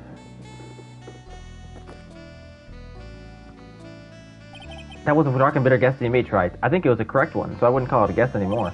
But you forgot about one thing. Oh, yes? Oh, and what would that be? The aroma. Huh? Kami's most reliable accomplice is... Boy, oh my gosh! He's coping at this point. He is coping. Godot is coping. Godot is coping. This is a breakdown. The rest of the court doesn't speak Coffinese. Can you elaborate a bit more? If the criminal had sent the body to the other side like you say, then naturally, there must have been an accomplice lying away to catch it. No. Nope, it fell. The autopsy report says it fell 10 feet after death. Nope. An accomplice. The criminal wasn't able to cross Sussex Bridge, so who collected the body? Okay. Iris was the one who was at the courtyard. Iris was probably the one catching the body then, in that case. But then, then again, who did it, though? Who did it? Was it Pearls? What do you have to say about that, right? It couldn't have been Pearls. It's too heavy for Pearls to carry, so... Mr. Godot is correct. This can't be the work of a single person. Well, Mr. Wright, you know what you must do. Yes, Your Honor. The body couldn't have made it to Hazacore Temple without an accomplice. Very well, then. If you please, Mr. Wright. Okay, now I gotta figure out who the accomplice is. Who was the person that received the body on the House of Temple side? Okay. I mean, it has to have been Iris, though, man, because she was at the courtyard. So, Iris, she did that. It can only be you, Sister Iris. Huh? Ah! But I... Come on, don't play scams at me. I don't see why you're so surprised. The only way to transport the body from Dusky Bridge is by snowmobile. But with your bad back, Sister Bikini can never pick up a body like that. You're the only one who can manage it. Yes. Yes, Godot? Come on, Trite. Were you even listening to what's the testimony? Were you even listening to the cool record, Godot? Because let me tell you this. Let me show you this real quick. This photo, you know what I'm saying? Boom, at least something... Iris did that, Bikini saw it. Okay? Are you just forgetting what happened yesterday? On the night of the crime, this little cutie pie was on the cleanup duty on the Inner Temple Garden after the mother daughter. Then she's either lying about that or Bikini's lying.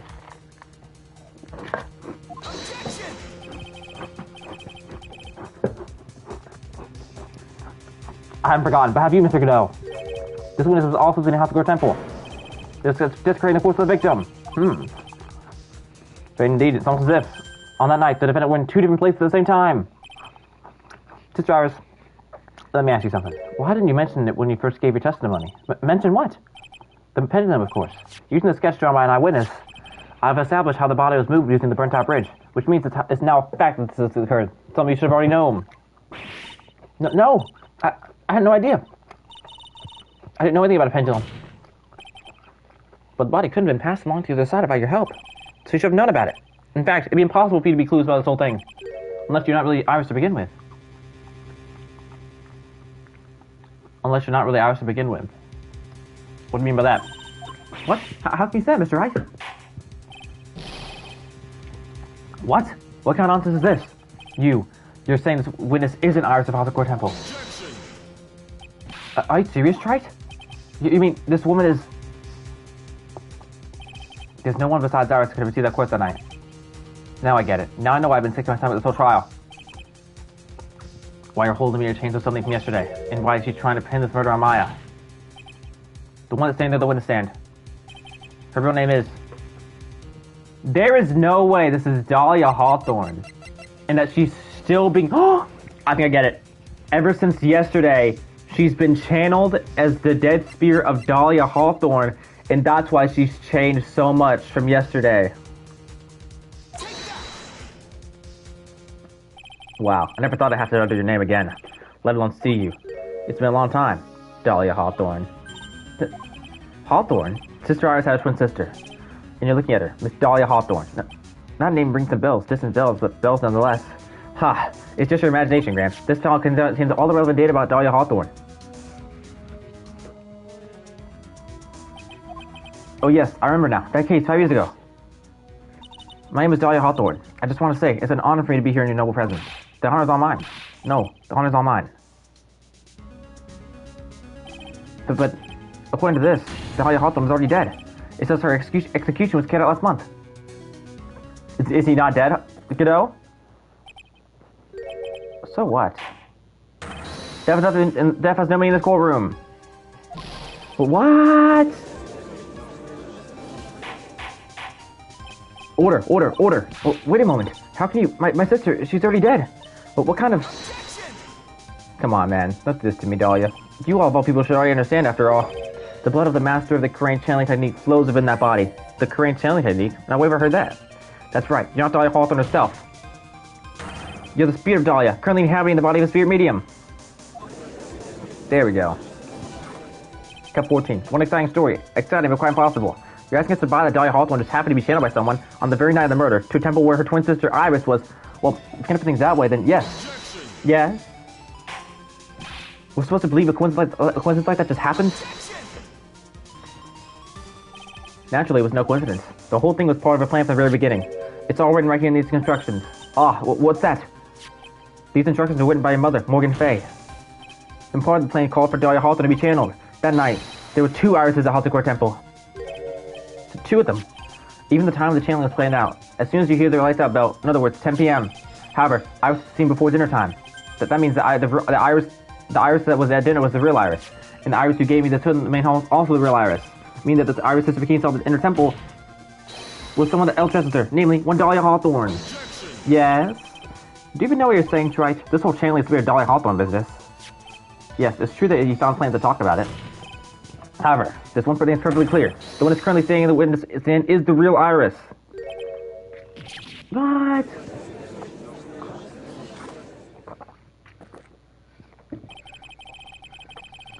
Calm down and remember what you know about the night of the crime. After meeting Sister Bikini, that Dahlia Hawthorne that had been channeled would have been stranded at the inner temple due to the lightning strike.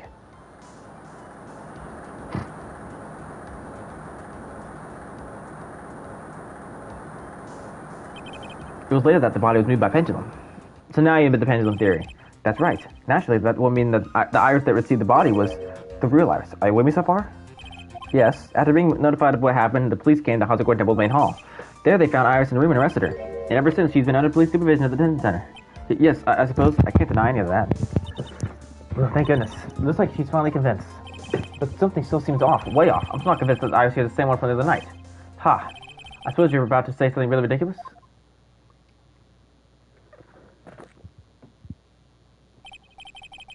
Like the real Iris and the Spirit Dahlia somehow switch places? Thank you so much for going for the tip. Thank you so much. Switch places. Godot, you're legit such a kind soul. Oh my gosh, what an alley-oop. I will slam at home. To be perfectly honest, there are still a few things I don't quite understand, but I do know that unless we confirm the witness's identity, we can't continue this trial. Iris has the future power needed to channel Dahlia, which means they must have switched places somewhere. Well, Mr. Wright, since the time she was arrested at Hot Square Temple, have there been any chances for Iris to switch places with Dahlia Hawthorne? Yes. There was one. Your Honor, I think there might have been one chance. Oh, explain yourself. Yesterday, for a few minutes, Iris' whereabouts were unknown. Boom!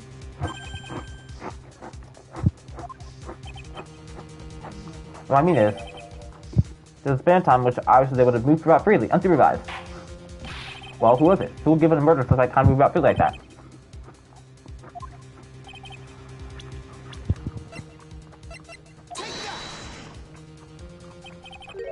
This is Miss Retro, isn't it?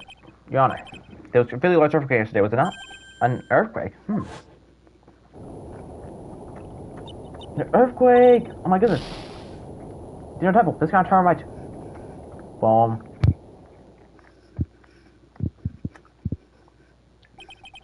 How could I have...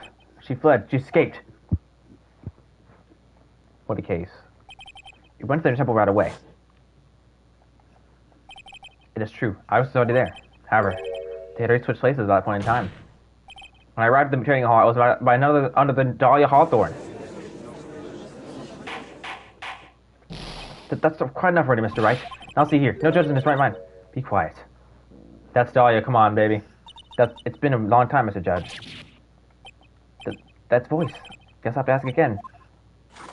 Cup 14. Upon meeting a beautiful lady, I always ask her for her name and profession. That's one of my rules. Dahlia Hawthorne. My profession, currently retired. Ha. So you're not gonna bother hiding identity anymore, huh? Why should I? After all, I'm dead.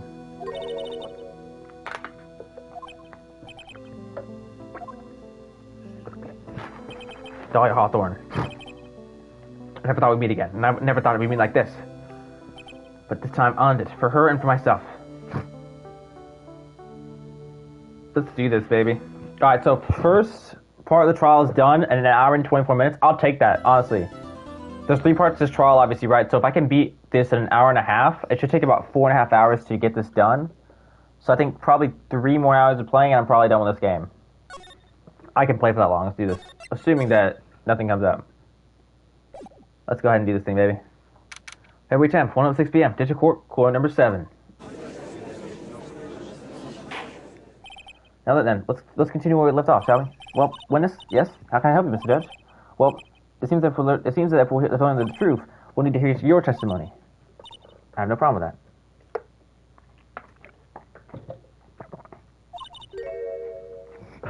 When you've seen what I have, sometimes truths are left unknown. In any case, let's hear your testimony. Tell us about the plan that was carried out tonight. Witness testimony. The plan. One second, John. I'm gonna finish my food. Actually, I'm done with my food. I'm done with my food. I only have like a couple bites left. I'm done.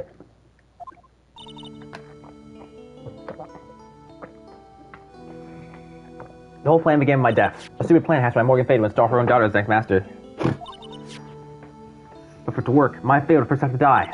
The idea was for me to kill Maya and then have the blame pin on Iris. The plan went wrong, but it seems to have succeeded anyway. To kill Maya. So that means you really are... Wait a minute. Did you just say the plan was to kill Maya Fay? Yes. You have a problem with that? Don't give us that nonsense. Watch yourself, trite. If you got a problem, solve it during cross-examination. It's on our rules. Which you know is correct. And by the way, that's one of my rules as well. To kill Maya. Could it be true? Cross-examination, the plan. Where's my cat at? Is my cat okay? My cat's okay. My cat's messing on my bed for like an hour. Aww. The whole plan began my death. You were executed last month, correct? Yes, I was hanged. It wasn't exactly pleasant. How did you manage to discuss the plan? When did you talk with Morgan Fay? Last year, she was transferred to the same detention center as me. Since I was on the death row as my mother, it was actually pretty easy to meet with her. I see. So that's what you discussed the plan? Ha! Are you crazy? At first, that woman was planning to kill me as well, even though I'm her own daughter. Ultimate profane domestic crane. She's a cold-twisted woman. She thought she could finally regain lost honor. The honor she lost when her younger sister Misty took place as the master. Ever since that day, she's been working on this plan. A plan, huh?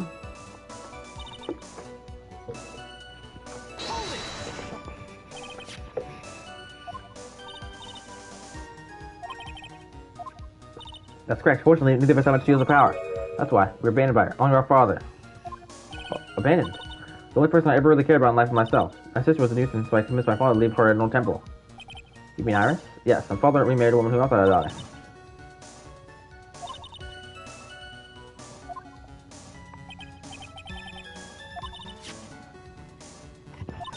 I was her for servants and gave her child, profane.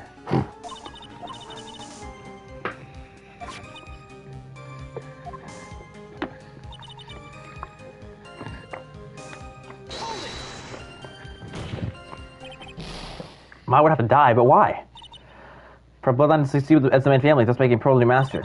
The remaining descendants of the current master should be taken care of. Pearl's never agreed to plant that. She adores Maya. How sad. You still don't get it, do you? Well, Pearl wanted had nothing to do with it. Morgan didn't care one bit about Pearl. The only thing that she cared was the position of the master. That's all. But that's ridiculous. She was willing to sacrifice anything and anyone to achieve her goal. The life of her daughter, and naturally, the life of Maya Fay as well. How could anyone do that?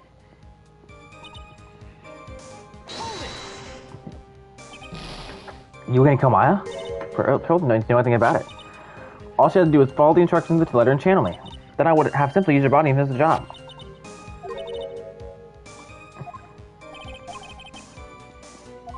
Our sister Iris of House Core Temple.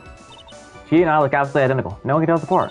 If someone would witness me killing Maya, naturally they would think that it was Iris that had done it. And the witness in this case was the head done, Sister Bikini. I never would have guessed she was going to return to House Core Temple that night. But she went up seeing Iris' crime anyway. But why do you want to pin the murder on Iris in the first place? She's your twin sister, isn't she?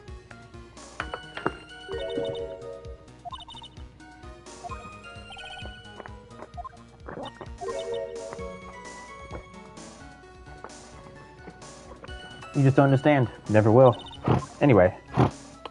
The plan sounds wrong, but seems to have succeeded anyway. You think the plan was a success? You heard me. Just as that one I hoped. Maya Fay is dead. Now the child of the master will pass on to Pro Fay. Maya's dead. That's absurd. She's just trapped inside the sacred cavern. Really? You're as foolishly optimistic as ever, aren't you, my darling Feeny? Do you want to know the truth? Ever since we met, I've despised you. Your sniveling naivete and your pathetic faith in other people. I just want to know one thing. What did you personally think about Morgan Fay's plan? I told you already, didn't I? It was a stupid plan. It had no point, no value other than fulfilling your own greedy desires. Yes, but certainly nothing to be proud of. Is that how you feel? Why do you ever carry it out? Why would you do it? Why would you kill Maya?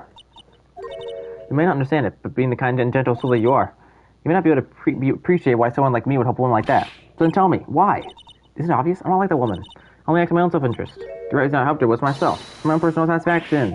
What did you say? It's this woman, Dahlia Hawthorne. She had her own reason for wanting Maya dead?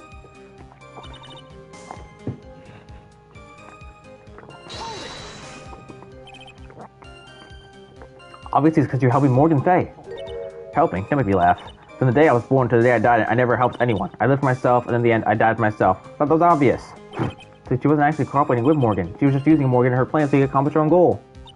All I wanted to do was kill my Fae. That was the only way I could think of to get revenge. Revenge? It's like I have no choice but to present the piece of evidence.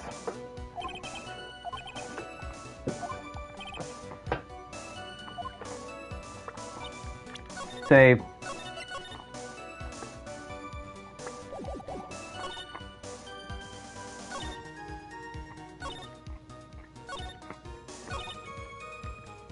Okay, what is that evidence that I had to do? Objection! Nope. Boom.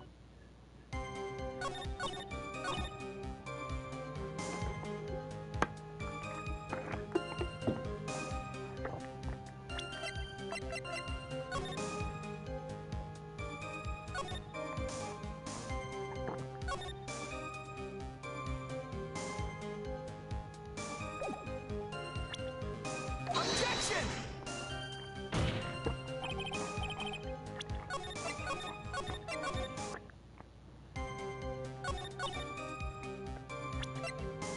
Objection! Why would Elise die then, man? Why not kill Elise if Misty Fae still alive? I'm just so confused here.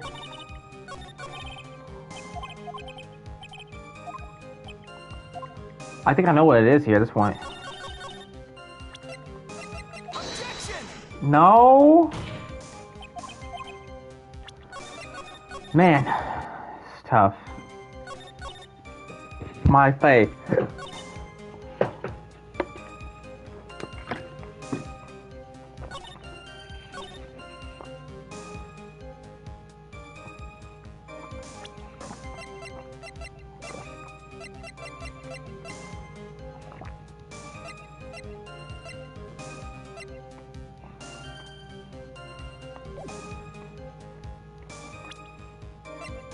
Objection! I'm looking at something online, I can't figure it out.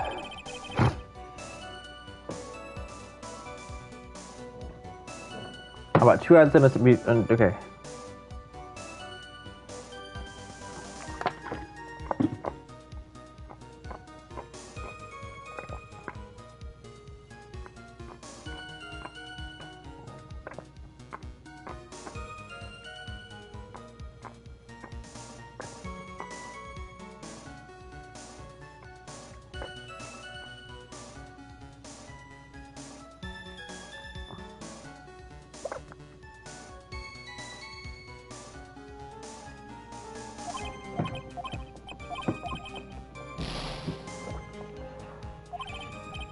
I swear to y'all, sometimes I think it's right. I swear to y'all, sometimes I think it's right. The answers for this living thing is the hardest thing of all time.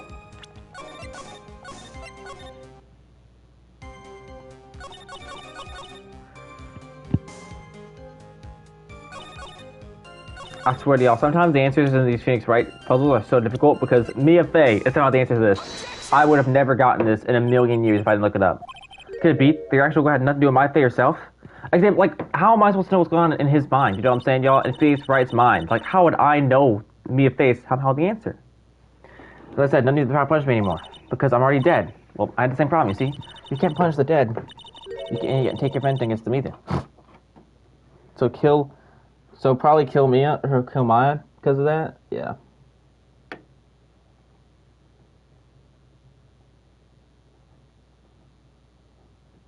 Crazy hard, y'all. You want to take a vengeance on someone? I'll send you to die because of that woman. Mia Fae.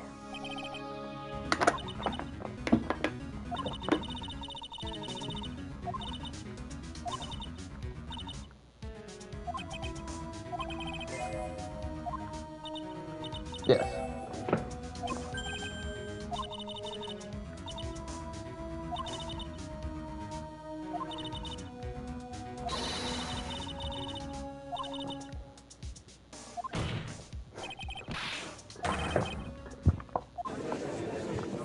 Whoa. And they say the apple doesn't fall far from the tree. What a cruel plan. Cruel, cold, and heartless. Don't waste your time preaching to the dead. I've already told you, it's nothing you can do to me. Grr, that night. At about 9:30 p.m., I materialized into this world. I quickly put my hair up and put on Demon Warden hood.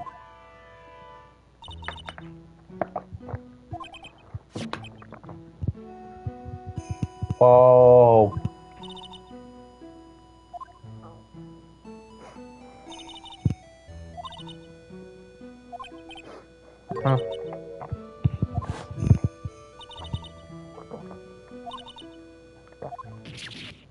Oh my gosh.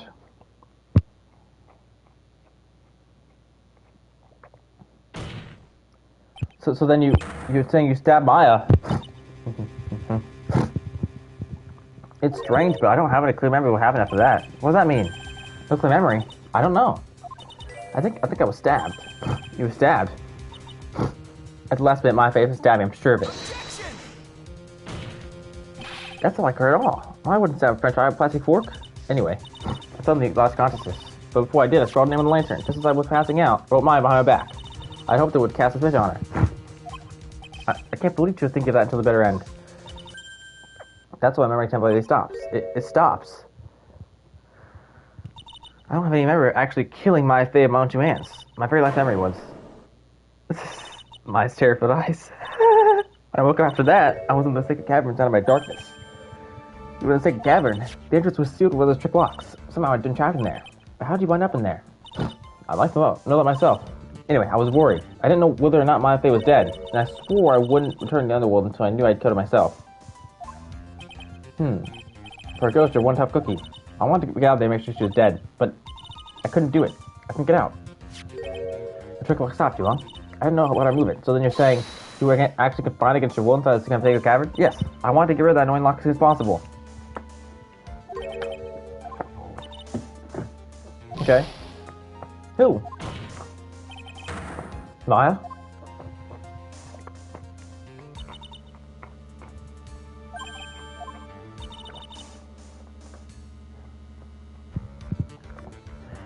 If someone had spotted me, I would have lost my chance to take revenge. So I made sure to hide myself well back in the sacred cavern. That morning, only two people would get on the training hall. Maya and Pearls. Pearls went there to cover this hanging squirrel and gravy. Still, I finally managed to remove the lock, but I was too late. What do you mean by that? The flies had already started to gather. The bridge had been fixed and the police started the investigation, correct? Naturally, I couldn't go out. So instead, I returned to the cavern and put the lock back on myself. I realized I wouldn't get a chance to see my school as I had hoped. But just then, Lady Luck showed up. Lady Luck. After that big earthquake, she showed up all by herself. I realized. She said she'd come to make sure the sacred cavern was right. Stupid girl. I came out from the sacred cavern and got a feel for the situation.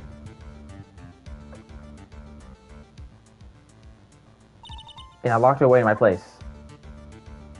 Whoa. Iris is locked down there too? Oh! Joe! Whoa, Dahlia, you are evil! I finally learned exactly what had happened. It was then that I learned the plan had actually succeeded. What do you mean your plan had succeeded? I misunderstood one thing, you see. That night, the one that had summoned me, I'd assumed that it was Pro Faye. Well, of course you would have assumed that. It was written in the instructions. But I was wrong. The person that actually got my spirit back was... Missy Faye, the picture book author. What? Well, that's really the only possibility, isn't it? After I lost consciousness in the garden, it was her body that was defined there.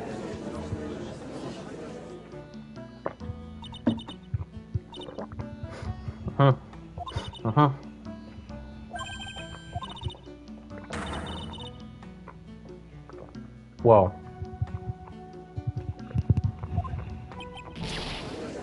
No way! Order to the court.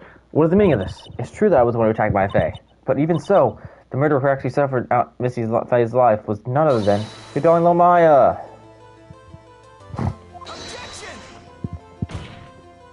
Ridiculous. That's nonsense. Are you sure about that? Just think about it.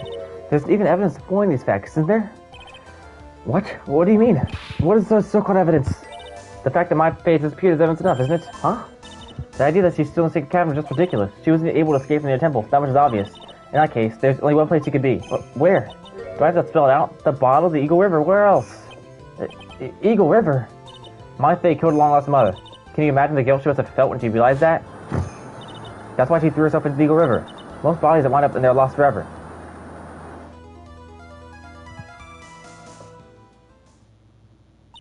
So, wait this thing out, Beanie. No way Maya jumped. No, she's in the sacred cavern. Let's at least check that first. I don't believe that for a second. Oh,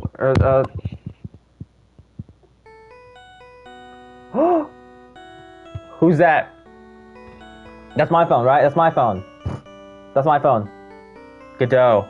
Why are you so scared, man? It's just a phone call. Oops. Sorry, that's my phone.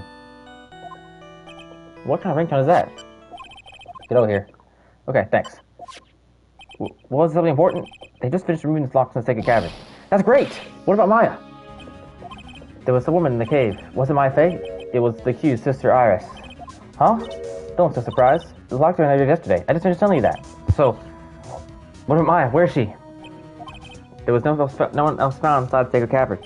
No, it can't be. I told you tonight she's dead. Wait, Dahlia's still being wait.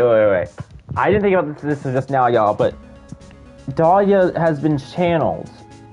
Right? This isn't, no way, because for someone dead to be alive, they have to be channeled. She's being channeled right now. Dahlia's being channeled right now. Okay. Dahlia wasn't channeled by Iris. Not at least she isn't right now because Iris is found. Pearls, I don't think it's Pearls right now because I saw her yesterday too at the same time. So what if Maya's channeling Dahlia right now and she's being like forced to channel her somehow and I just have no way of knowing? I think that's possible for sure. No!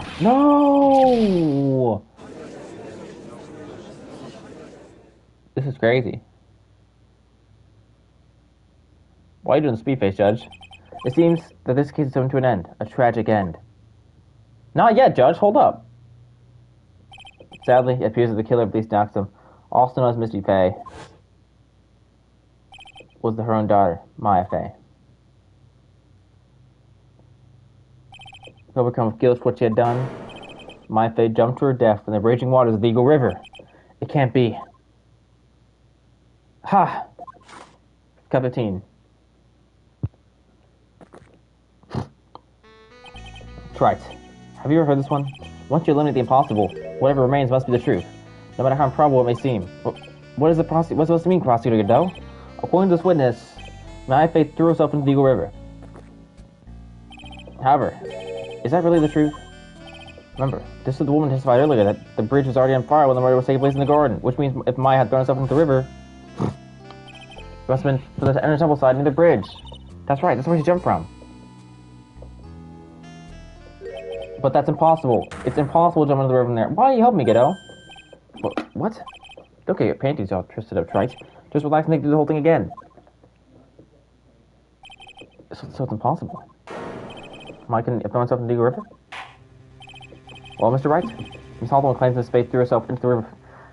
My theory is that Maya is right here in this courtroom being channeled by, channeling Dahlia. That's my theory. And I think I'm right on this, genuinely. Do you have any evidence that refutes this claim?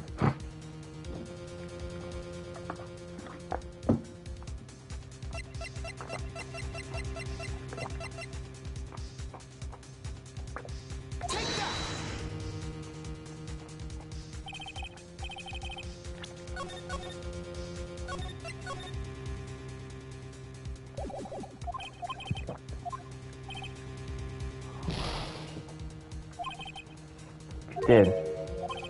Huh? What's that? Oh, nature?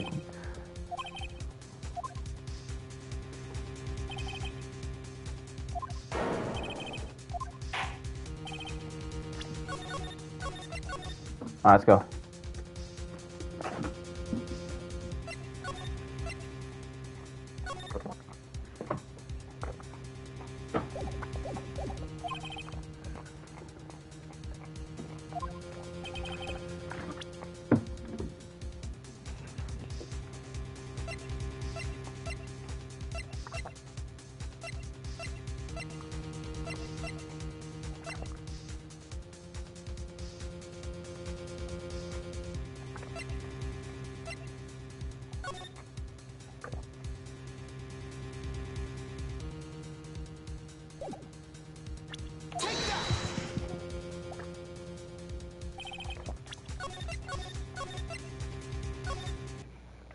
go.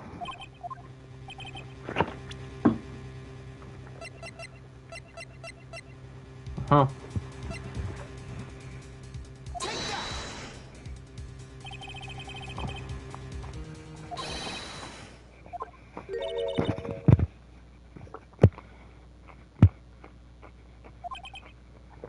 "11 years ago, you jumped into the very same river.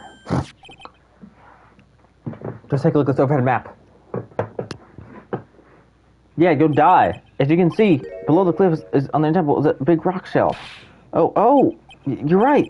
She wouldn't have reached the river if she had jumped from nothing there.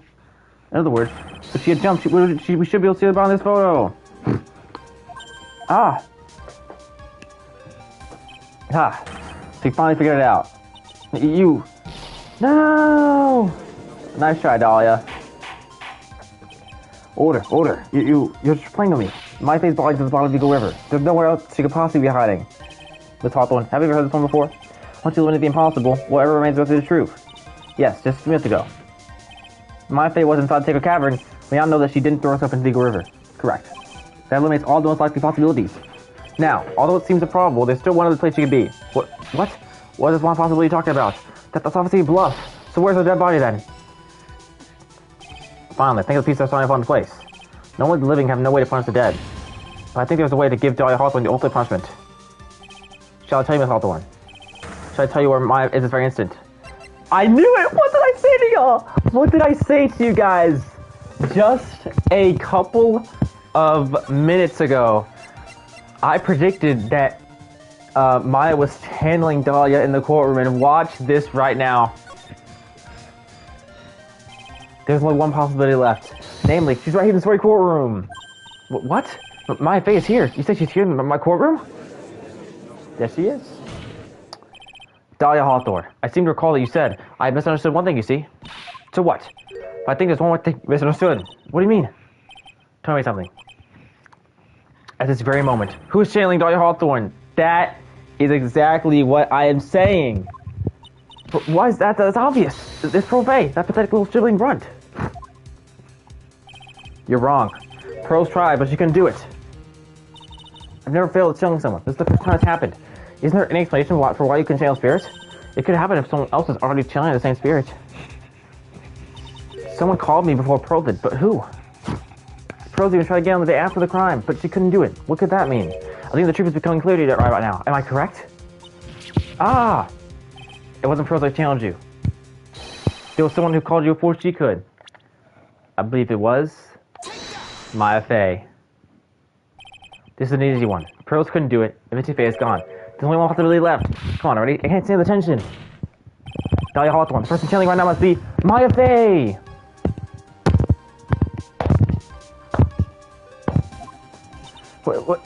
What?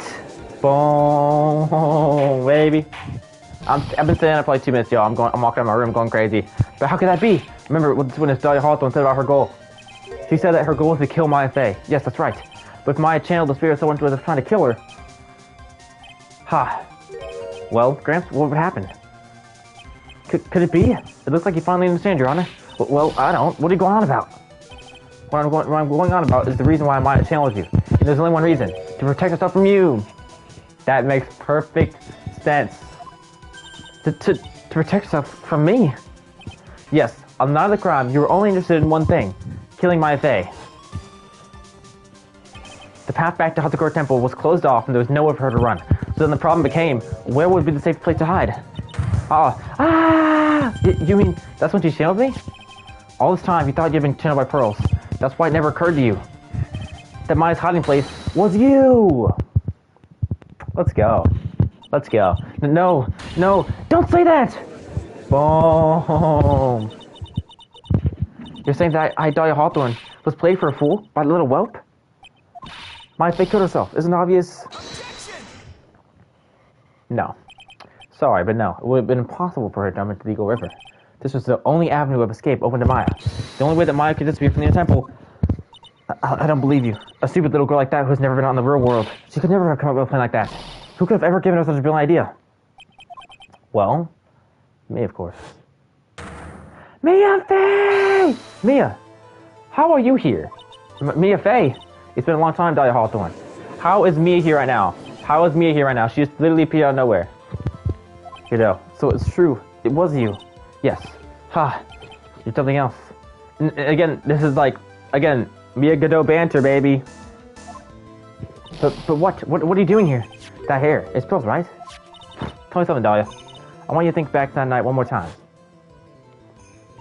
You had just cornered Maya in the Inner Temple's garden. And then, in the final moments of the fight, you lost consciousness.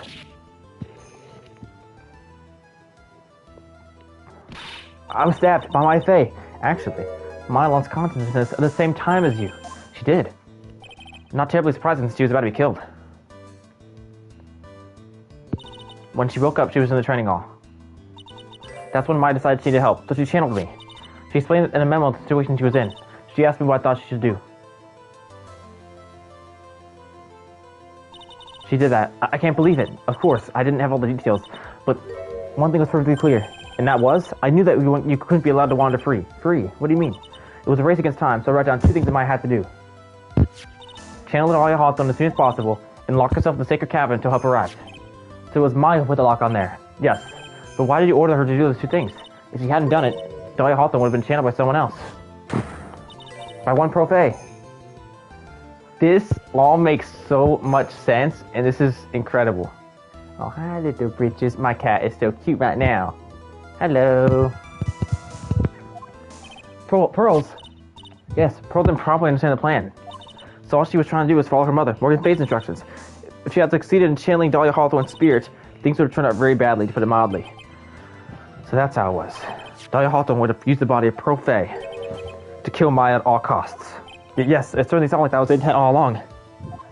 How could I tell you? I won't forget this. Why not just admit it, Dahlia Hawthorne? Your little plan was nothing but a big failure.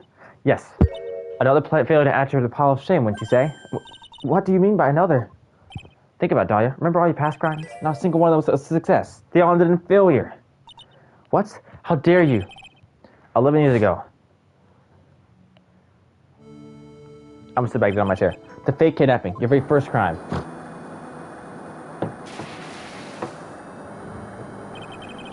You got your hands on a $2 million diamond, but...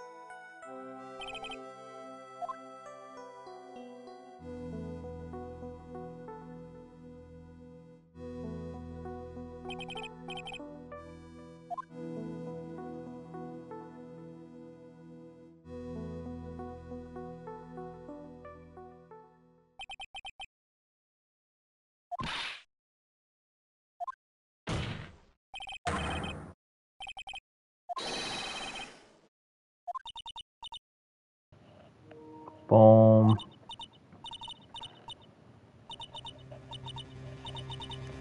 Mommy!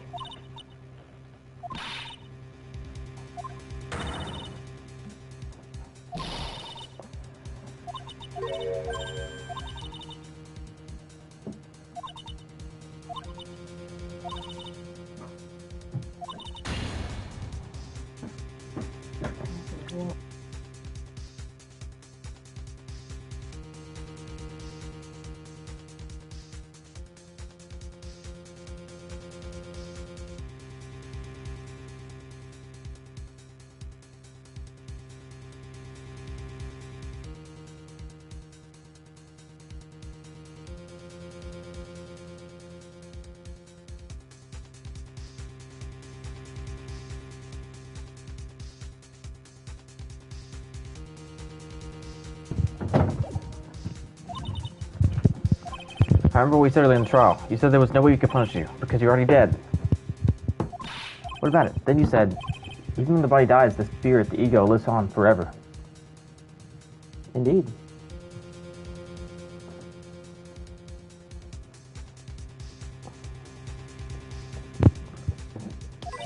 That's very true, Dahlia.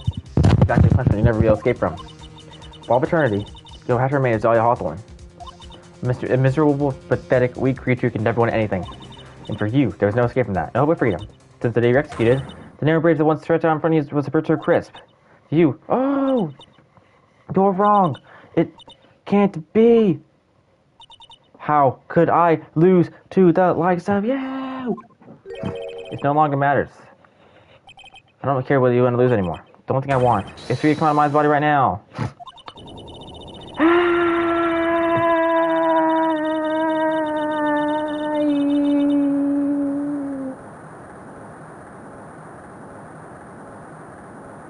Oh my gosh, it's like a horror film.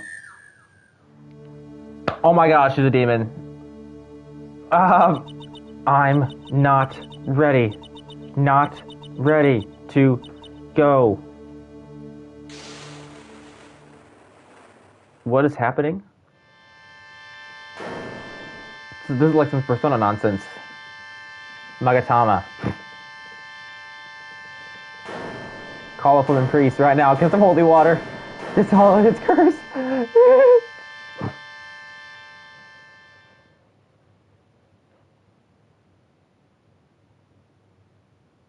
Is that Maya? Nick. Sis. Okay, Maya's back.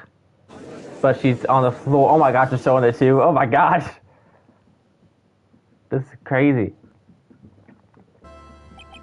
Now then. Have y'all realized that the judge and its attorney just does a speed face the entire time? Like, once you look at it that way, you can never unlook at it that way, honestly. Like, bro's just doing speed face. I assume you're the real Iris. Yes, I was just guessing for the sacred cavern.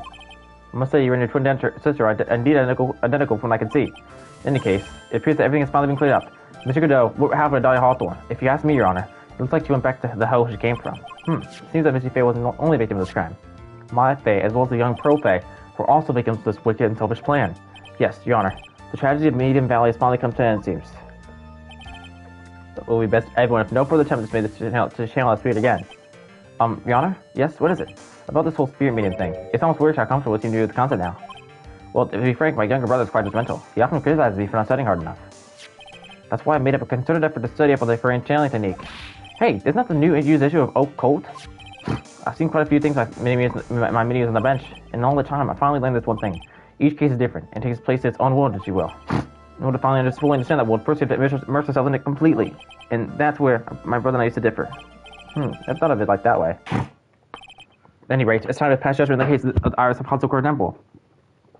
Okay, this is weird, because this is a 3-part trial. Well, not over yet.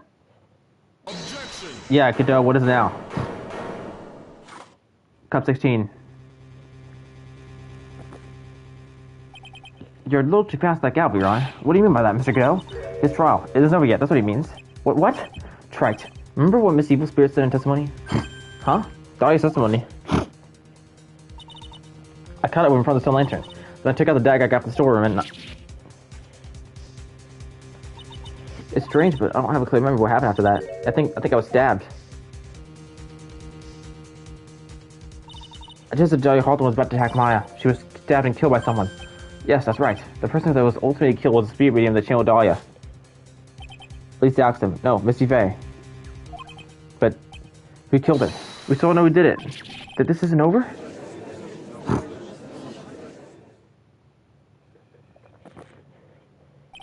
Unless someone else is found guilty, the accused is still on trial. We can't let her walk until there's evidence that proves innocence.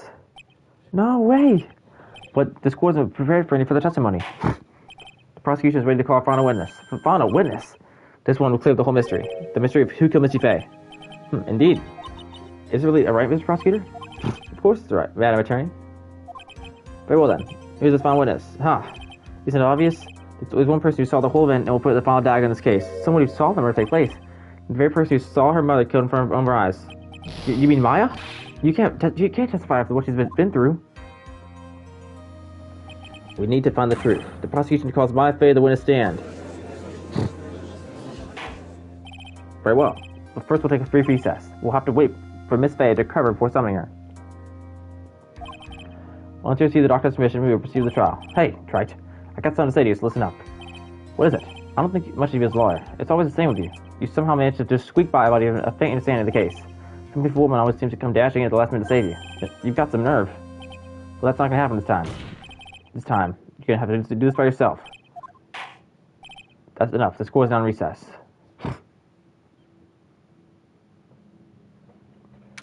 February 10th, 2:56 p.m., District Court, Defendant Lawyer number 1. I'm truly sorry about everything. You were working so hard to defend me, but I was missing all day, and we didn't have a chance to talk. She's right. When I met Iris at the training hall yesterday, they held these places, and Iris decided to take a cavern. I wanted to at least be in the defendant's box to root you on. Well, it wasn't your fault. You were locked up this whole time. There's something more important than that, though. I have to ask you. Why did you help your sister out as much as you did? Huh? If you had tried to get help with the sacred cavern yesterday, you wouldn't have spent the entire day locked up in there. My sister, I felt sorry for her. She was abandoned by her mother and never got any love from my father either. Yes, but it was the same for you too, wasn't it? Yes, but at least I had Sister Bikini who was like a mother to me. If only Dolly had come with me to the House of Gore Temple. I always loved her. Dolly was always so smart, so strong. She never complained about a thing. That's why I promised her I would help her. Are you talking about the fake kidnapping case 11 years ago? Yes. I wanted to be useful to her in some way.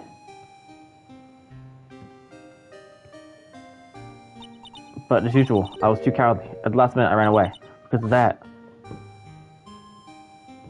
Dahlia's stepsister Valerie ended up.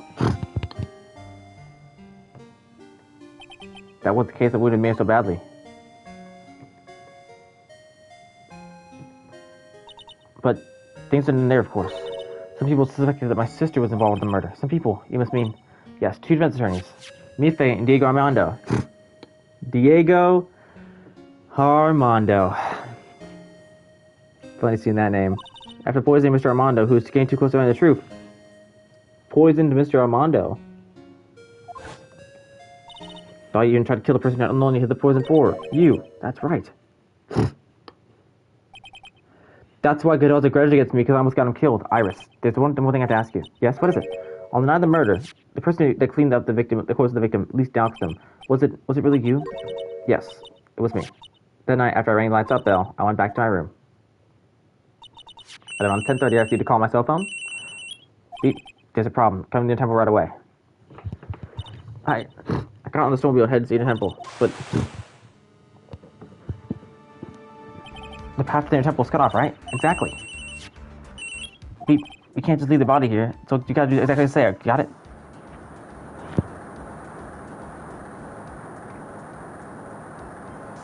There we go. It was me. I was the one that received her body. The murder weapon had been left in her body so she wouldn't bleed too much. The staff that Mystic Lee's always held. I knew it. So the actual murder weapon was the staff. Yes, that's right. I brought the body back to Hatsukura Temple on the snowmobile. But why? Why did you alter the body? I didn't want anyone to know that the staff was the murder weapon. I don't want to leave anything that will lead back to Misty Faye. So I dressed her in a robe and stabbed her with a shishito. I wiped the blood off the staff's blade and left it to her on the ground. Iris, just tell me one last thing. Tell me the name of the person that called her cell phone, the real killer. I'm sorry, Mr. Wright. I can't do it. I can't say who did it. I see. Victim staff updating the correct. Defendant. Yes? The judge is calling you. He wants to see you in his chambers. He has some more questions about Dolly Hawthorne. Alright. Well, then I'll see you later. There's something I want to tell you. Oh, okay. Some chance to tell me. So it's true. Iris cooperated with their killer. Maybe even from the very beginning. Phoenix. Mia, how's Maya doing? Physically, I'm not worried. She'll recover completely. But emotionally, she's been hurt very badly by this case. Yeah, I see. You know what I mean? She learns who Lily's Jackson really was? Yes. I went to the medical office and talked with her. I told her everything I knew. But why? Maya's stronger than you think. I knew she could take it, all of it. What do you mean by that? I want you to figure that answer out by yourself. The trial is about to restart. The real killer. You know who it is yet? I always want to tell me you called her, but still, I think just maybe I know who it was. That night, the victim was killed in the garden of the Inner Temple, and the criminal wasn't just there by accident, which means the killer knew Dahlia's plan from the very beginning. And one more thing, the victim was moved to the Hazakura Temple side by pendulum. In other words, the criminal couldn't cross the bridge. That means they were stuck on the Inner Temple side for almost an entire day. Exactly. The culprit was someone that wasn't in Hazakura Temple the following day. That's as much help as I can give you. Okay.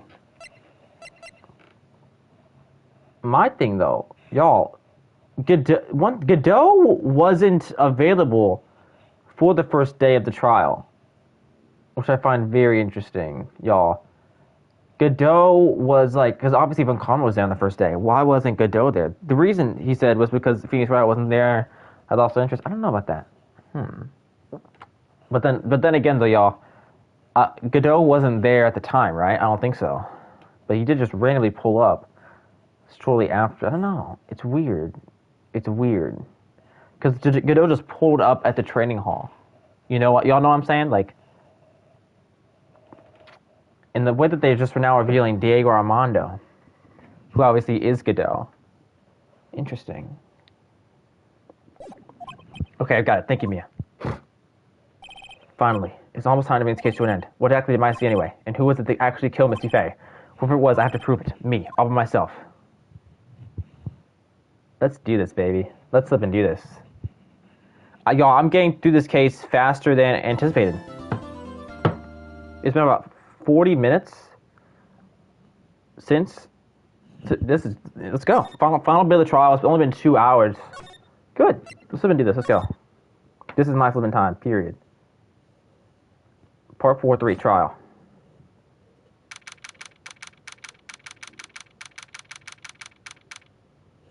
Alright, so I have about an hour left to go in this trial. February 10th, 3:36 p.m. District Court. Score number 7. Now then, before you proceed any further, I'm going to announce the results of the test we have performed earlier. Tests. Yes, tests. On the bloody dagger that was found stuck in the pine tree. Oh yeah, that. I totally forgot about it. That's the weapon that Mai Fei used when she followed the victim. So what are the results? Was it the victim's blood, or... Due to the time constraints, a full test was impossible. However, there's one thing we can say with certainty. The blood that was on the dagger was not the victim's blood. Okay. That is all. Now then, let's restart this trial. So it wasn't Missy's blood on the dagger. Then whose was it? Dagger updated in the record. I'm sure that both the defense and the prosecution know this, but this trial is rapidly coming to a close. Both sides need to show some firm evidence with their claims. I understand, Your Honor. From what I've heard, the witness is dangerously weak, physically speaking, so let's finish this quickly. Agreed. Very well, please begin the last witness. This is the last witness for the entire case. It's going to be Maya, that's it? I feel so bad for you, Maya. Witness, please tell us your name and profession. Mai Fei. My profession is, Also, I'm going to go to the bathroom real quick, y'all.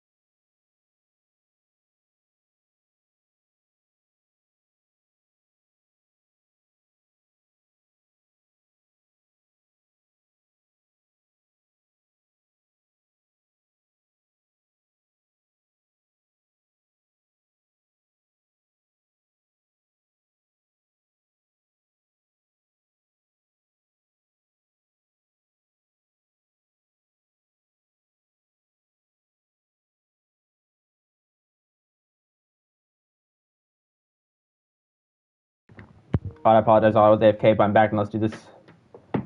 This is going to be a crazy end to this case. Let's go ahead and make it happen, baby. This is our moment right here, right now. This is the final witness. Maya's the final witness in this case. Let's do this thing.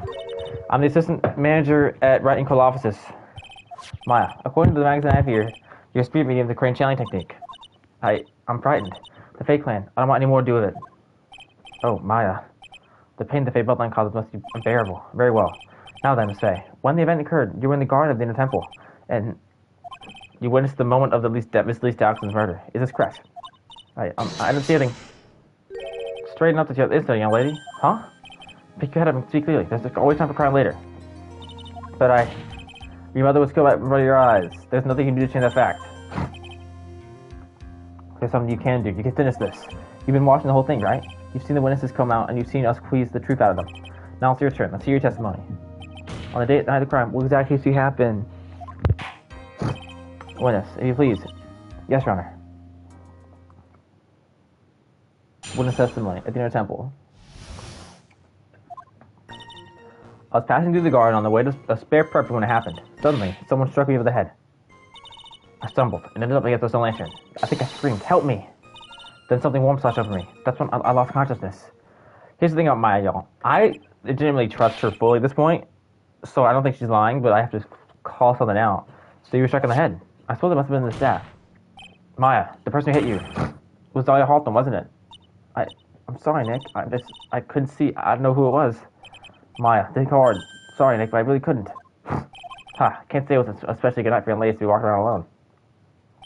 It seems that will be hard to determine the criminal through testimony alone. Very well then, Mr. Wright. Please begin your cross-examination. Maya, hang in there. She doesn't look up at all. Who is the real criminal? Cross-examination at the inner temple.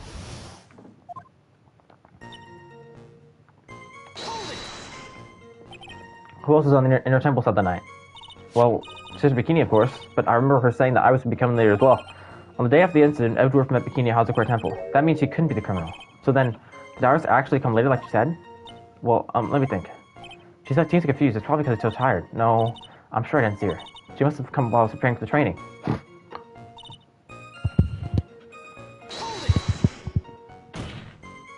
Who did it? Who hit you?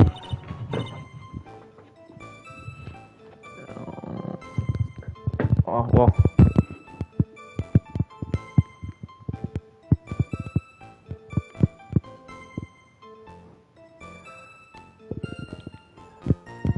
Hi, the pictures. Hi.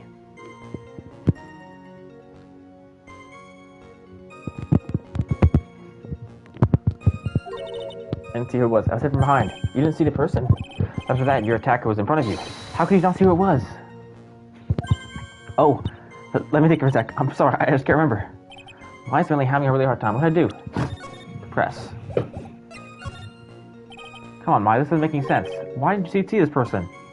Well, let me think. It was, oh yeah, that's right. It was dark, that's it. It was dark. It's not good to have so much blood around when someone's undergoing spiritual training. Come to think of it, there was earlier testimony to that effect as well. So it was dark in the garden night of the crime, which is why she didn't see her attacker. I thought maybe she was trying to hide something, but I guess not. Judging by the testimony thus far, the identity of the attack was most likely the spirit that was channeled by at least Dawson, Dahlia Hawthorne. Very well. What happened after you struck in the head? What happened afterwards? My attacker was in front of me, blocking off my escape, I think. You think? After getting hit like that, I was in a state of panic. There were only two things rolling on my mind at the time. What now? This is beginning to get interesting. So what were the two things rolling on in your mind? My name is Maya Faye. 1 + 1 = 2. Why was that last one so important? You see, for some crazy reason, I was afraid I was going to lose my memory. I know it's odd considering my life is in danger, but that's how it was. So, what did you do then? You think you screamed, but you're not sure? Listen, I was a complete wreck. It was dark and I couldn't see my attacker. Was it a man, a woman, an adult, a child? I had no idea, but I was scared out of my wits. Believe me, my dear, I'm certain I would have sold my robes. I thought this person might attack me, so anyway, I'm pretty sure I screamed. That was my last hope. Wow, sounds like poor little Maya really was out of her mind. But I wonder what she meant by last hope. What did I do?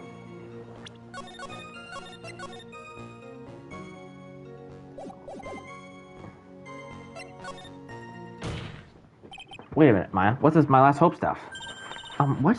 What do you mean by your last hope? No. That's what you said. You said my last hope. Huh? What? I said what? Look, you were facing an attacker that you couldn't see and you screamed, right? You screamed, help me. Yeah. But you testified that you screamed because you thought it was your last hope. Oh, well, you know, that's like what you don't call it when it happens. Mine's not doing so out there. Oh, yeah. Oh, that's right.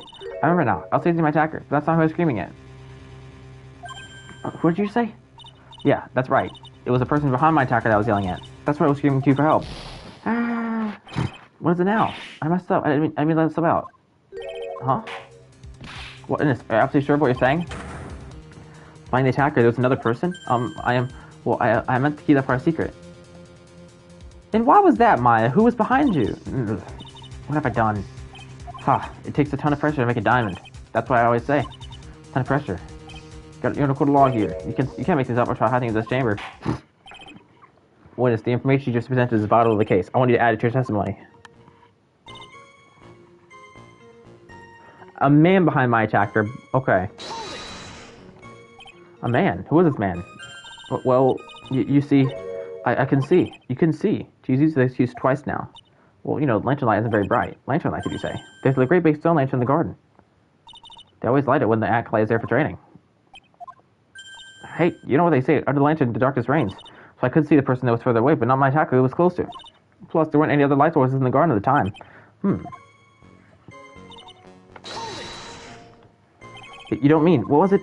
I don't know, it was at the time, but I think it was probably blood. Is she saying that when Miss Dawson, who was channeling Dahlia, was stabbed in the back by the killer? At that moment, I was paralyzed with fear. I was just sitting there in the snow. I'm sure blood got on everything around me. So what happened next? I don't remember. How were you saved? You don't remember that? No, I haven't got any idea. I really don't know what happened at all. That's too bad. I've worked side by side with Maya for 2 years now. I can tell when she's trying to hide something by how she acts. And right now, I'm actually certain she's hiding something. I think I know what it is. A man. The only men in this case are Godot, Gumshoe, Larry, and Edgeworth. There's only 4 people who are men, right? Edgeworth was out of the country when the crime happened, so it's not him. Larry was there, but I don't think he was at Heavenly Hall sleeping, so it wasn't Larry. Gumshoe wasn't on the case, and Godot has been filled with mysteries the entire case. So, okay, no Godot. Okay, I guess I'm thinking too deep into this.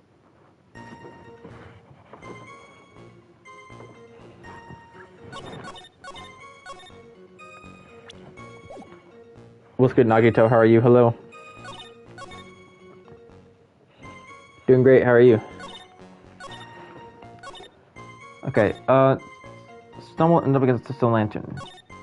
Don't check me the head.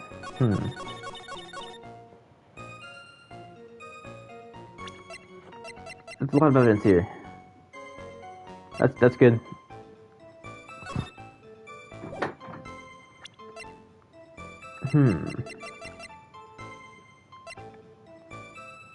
Okay.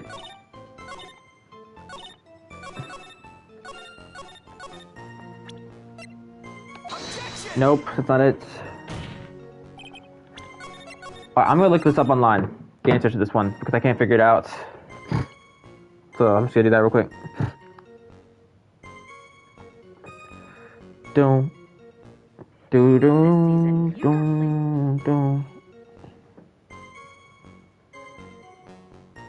Okay, so I think I'll be able to agree for what you're lying about.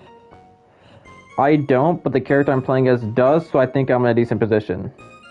Granted, the fact that I'm looking stuff up online isn't exactly the best, like, flippin' thing, but it also is what it is.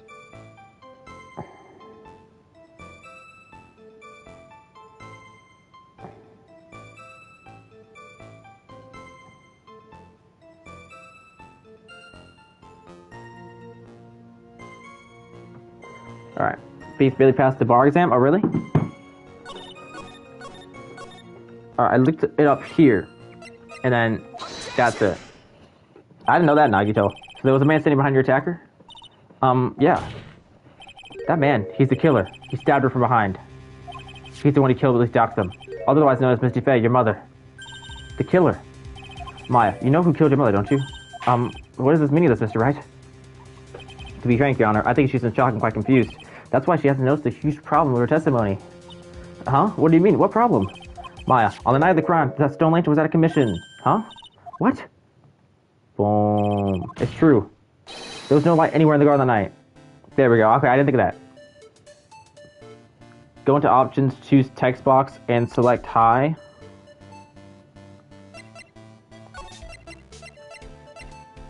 Like this.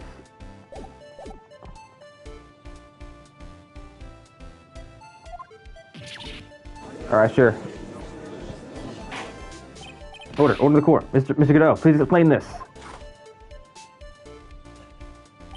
Add the goodness of milk to the perfect clear darkness of coffee. Stir. That is... Wait, that's Godot's 17th cup. That's Godot's 17th cup. It takes off... I got you, okay. I don't really care how it is, so if it helps you see that, I'll change it for you. No problem. Cafe au lait. Is that even legal? Mr. Trite's words are the milk and you are the spoon, Your Honor. I'm a spoon. I'm not a spoony bard, I'll have you know. You must have noticed it too, Trite.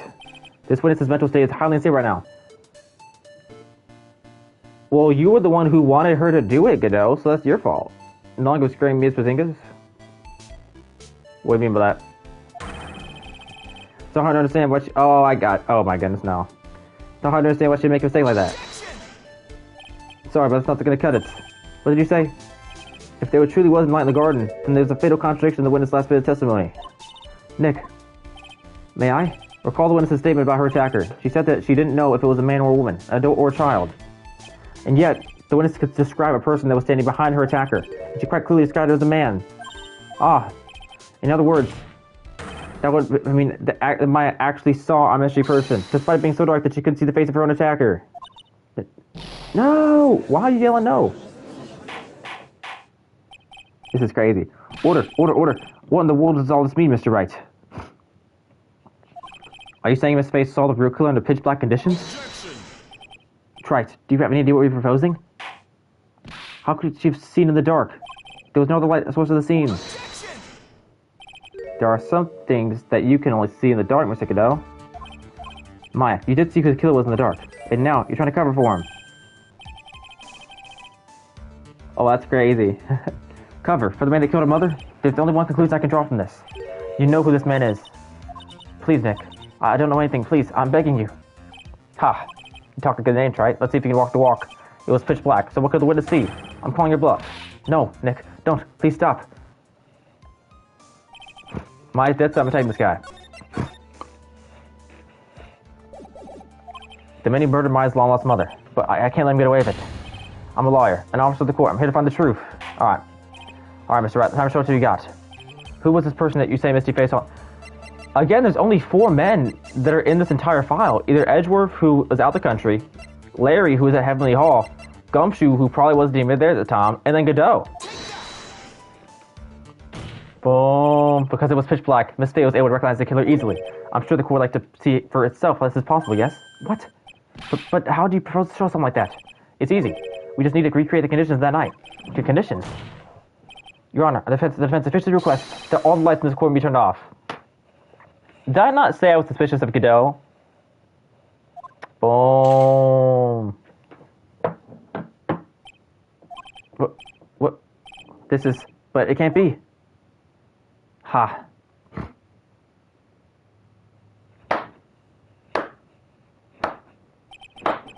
That was a nice bit of deduction. I knew it because he went missing for an entire day at the flippin', inner temple. He went missing until the bridge was back up, man. Von Carmo did the trial that day. Because Godot couldn't do it. It all makes sense, man. Oh, I'm so good. Well, everyone. This is the man Maya saw on the night of the murder. But why would Godot even kill Misty Faye? Order. Prosecutor Godot, what is the meaning of this? I mean, he had some relation to Mia all those years ago, but why would that result in this incident here? Surely you must be shocked to hear yourself accused of such a thing. And this is also his 18th cup of coffee. Why aren't you denying it? Ha. Your Honor, you're asking the wrong person. Well, what do you mean by that? If you've got a question, ask the witness. That's one of our rules. Well, Mike, how about it? Either you might just create a hand pat yourself on the back. Correct, Nagito. You're right. I must be more careful. What you saw that night? Was it 3 glowing red lights? Well, just answer the question. You're wrong. I never saw that. Maya. The other person that saw my mother was a man, for a totally different reason. What? I think she's covering for Godot for some reason. It has to do with his past with Mia. But I still don't know all these answers yet. Stop your chattering, Your Honor. Digit chattering? 19th cup of coffee. It's worth asking. Ask the witness. That's one of our rules. Alright. Well then, let's continue with the testimony. Please tell us how you knew the killer was a man. Yes, Your Honor. I didn't realize it until after I woke up, but... Witness testimony. The killer. Oh, this is such a good case. Alright, give me 1 second, and... Alright, my cat is good. Alright, W's. When it came to, I was just lying there on the training hall floor. By the time I got back to the garden, the place had totally changed. The torches were lit and the body was gone. And all the snow around the stone lane had been carefully cleaned up too. Since the person did all that work alone, I just assumed it was a man. Interesting. So was after the crime took place that witness came to think the killer was a man? Yes, that's right. I'm sorry, Your Honor. No need to apologize. It's as Mr. Godot said. You're utterly exhausted. It's only natural you would be a little confused.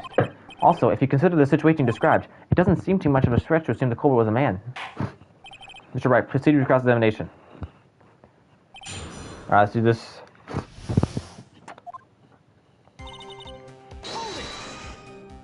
So you lost consciousness when you were in the garden, is that right? Yes, I think it happened when the victim was stabbed. So then the person that carried you into the inner temple, it could only have been the killer. That's what I think too. So the killer carried mine to the inner temple. Alright, got you, Nagato. Appreciate you popping in the stream. Thank you. Naturally, the killer must have done it, right? Yes, I think so. But why would the killer tamper with the crimes like that? Thank you, Nagato. Thank you. They must have been telling me the killer just you wanted to hide. Alright, since you're gonna dip, I guess I'll change the thing back now. Boom. I don't know. It looks like she doesn't have enough confidence. I think I need to gather some more information before I ask her again. The torches were lit? Yes, that's how I noticed that the whole scene had changed. I'm gonna say it was the killer who lit the torches. I mean, who else could it be? The killer probably lit them since it'd be impossible to do any... I'm stuttering. Since it'd be impossible to do any cover work in the dark. However, if that's true, there's still one thing that bothers me. Why did the killer go to the effort of moving the body? That's true. It's hard to see how that would be of any advantage to the killer. The only one who wouldn't gain anything from that would be... the only person that was at the inner temple, Maya. Very well. Let me hear some more about the condition of the crime scene. So you're saying the killer cleaned up the snow? It did look really odd. The snow was removed in an unnatural-looking rectangular shape around the lantern. There were a lot of shovels around the inner temple, but they're all really heavy. Way too heavy for me to use. An odd fellow indeed, this killer. Why on earth would anyone want to take snow away? Well, there's one more thing I can think of. Didn't you say that a lot of the victim's blood sprayed onto the snow? Yeah. The area collapsed and ended up being splattered. In other words, the killer's purpose was to hide the bloody snow. I think that's the most reasonable explanation. Perhaps. However, there's something that's bothering me. If the killer just wanted to hide the snow with blood on it, there was no need to remove that amount. That's true. He could have scooped up just the snow that was stained with blood. Looks like there's still some mysteries behind this issue, but I think this will help explain them.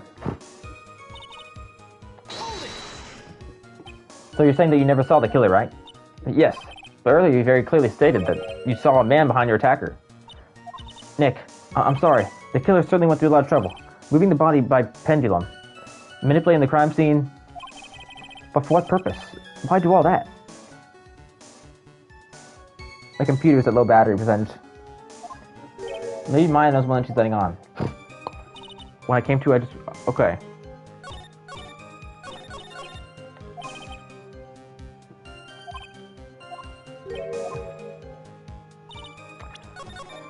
Okay.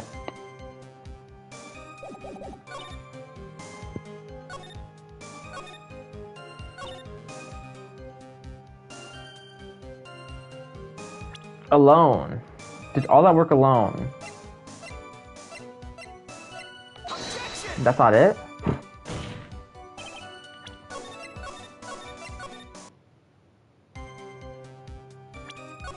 I'll make a save point here too. So I have an extra save.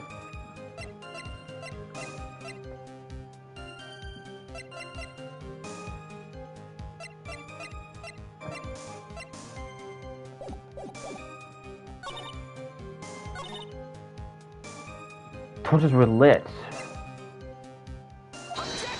How are the torches lit?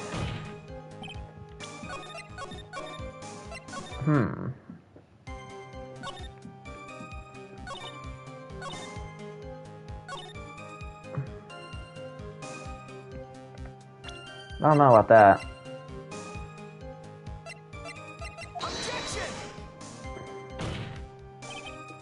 I'm gonna assume it's evidence that I haven't showed yet, and just go from there.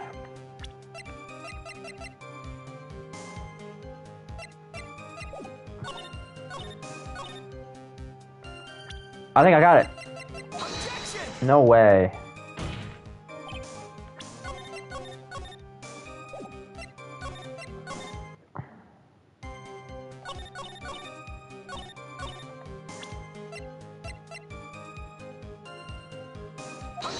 Come on, man. I'm missing something here.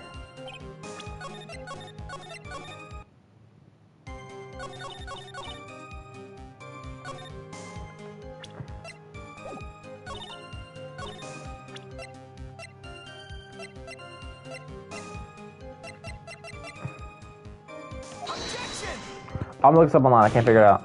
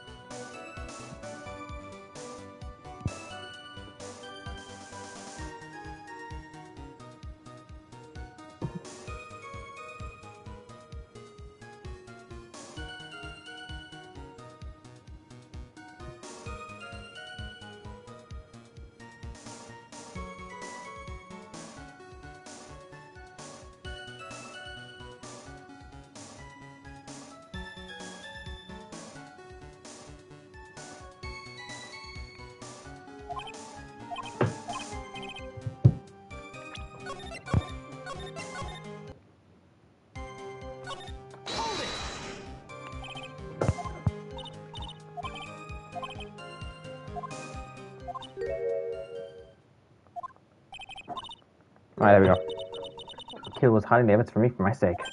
Well, hiding for you? Everyone knew that I was almost the entire time one night. As soon as we can't come back to the garden, she may have thought you had done it. No, she definitely would have thought so. And you're saying that that's why they cleaned up the crime scene to make it look like they haven't? Yes, I'm sure of it. Well, that's certainly an important piece of information. Okay. Did I miss something then? Did it for your sake. Well, if the blood hadn't been moved, I would have immediately been a prime suspect, right? Yes, I suppose that's true. Yeah, and if that had happened, the body would have caused some other problems too. If the real identity came out right then, it would have been terrible. Mr. Crane, Killbound daughter. I don't think Maya would be able to handle it. But still, it's rather difficult to fathom the killer's motives. What reason is there to go through so much trouble to detect you?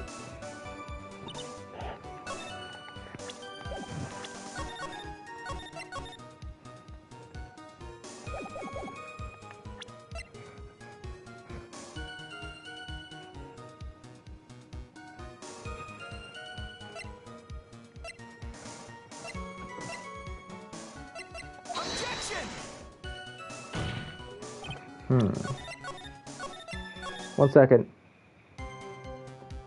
It's probably the dagger. No, really, man?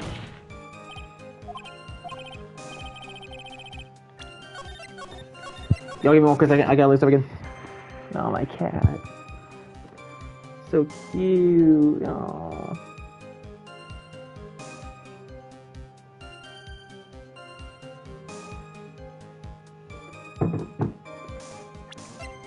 Two, it's still answering. The body of Lisa Oxen was carried all the way to the house of Cortez courtyard. Thanks to the garden, the real scene of the crime, the still that we suspect was covered in blood and was scooped ever removed. It's reasonable to believe all this was done in an attempt to hide the crime scene. However, there's still one matter that seems somewhat odd. Oh? What would that be? You have to figure it out by that mouse, Mr. Godot. It was the message written in blood in the lantern. It was written very clearly on the white stone lantern. Maya. Ah. If the killer was so motivated to take mine from suspicion, then why did they want to light up the lantern? Ah, you're right. There we go. Order. But Mr. Wright, isn't that fact that the killer was trying to cover the crime scene? Indeed, but it doesn't make much sense to move the body and remove the bloody snow, then not wipe off the most incriminating thing of all, the bloody writing. 20th cup. But if that's the case, do you have an explanation for the killer's confused behavior? Why would this killer remove the body and remove all the snow, but then leave the bloody writing on the lantern? I don't know what the killer's plan was, but it's the fact that the killer left the writing on the lantern. There must be a reason for it. Well then, Mr. Wright, your opinion. Why did the killer leave the message written above the lantern?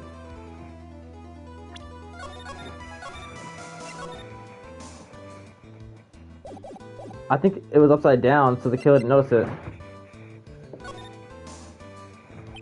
Prosecutor Godot. Early in this trial, you gave me some good advice. Once you eliminate the impossible, whatever remains must be the truth. Maybe you're not as dumb as I thought. Third killer wanted to disguise the fact that a crime had occurred there. If that's the case, they wouldn't have left the bloody writing on the lantern on purpose. Therefore, must mean they didn't notice it. But that doesn't make any sense. The torches were all lit and everything. No, it doesn't say Maya. Unless you read it upside down. So they could assume it's something random. There's no way any normal person would miss something as lame as that. You're right. No way any normal person would. What? What are you trying to say, Mr. Wright? There's only one person involved in this incident who could have missed setting the bloody writing altogether. Godot. Who would that be? Who's the person that could fill in? Call him out, Godot. That's so weird. Mr. Godot, this is what you said yesterday. My eyesight's pretty messed up. Even with these cheap goggles on my head, I still can't see everything. You can't see everything. Is that correct, Mr. Godot? This lantern was submitted as evidence today. I would like the court to think back to the moment it was first presented. This lantern. Why? It's written in blood. Nonsense. This lantern is a whistle. Mr. Godot, just a bit. There are certain colors you can't see, correct? You can't see red on a white background, can you? That's right. Went through this once before. During the poisoning case at Tribulations. This is the apron that the Mr. Delightful Miss Rose was wearing at the time, and somehow spilled coffee on. There's something to bother me, Mr. Godot. Why have you not explained the bloodstain before? Bloodstain? What bloodstain would that be? Don't play games, prosecutor. The blood's color stain that cuts me all over the apron. That's ridiculous. No one told me anything about bloodstain. I was right. You could see the coffee on the white apron, but you couldn't see the ketchup because it was red. 21st cap. Ha. It's strange. A black-white photo, those letters would appear black to me. I wonder, why am I the only one that can't see them? So then, Mr. Godot, are you admitting it? Are you admitting that you can't see the red iron lantern?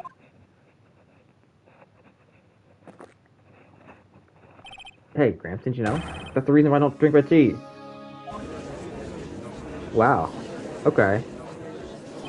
I wasn't sure about it until now, but I just can't believe it. Prosecutor Godot was the murderer, but there's no going back now. I finally figured out the truth. Mr. Godot, the defense at this time fully accuses you. You are the murderer of Elise Alcom, also known as Miss Missy Faye. It's hard to believe this may be true, however. Once again, Mr. Rise brought up a disquieting fact about you. Ha. Just make sure you don't fill out the indictment in Reading, Gramps. Come on. How's it for you to make me into the killer? There is some stuff I can say, like he was gone the first day of the case. It makes it understandable.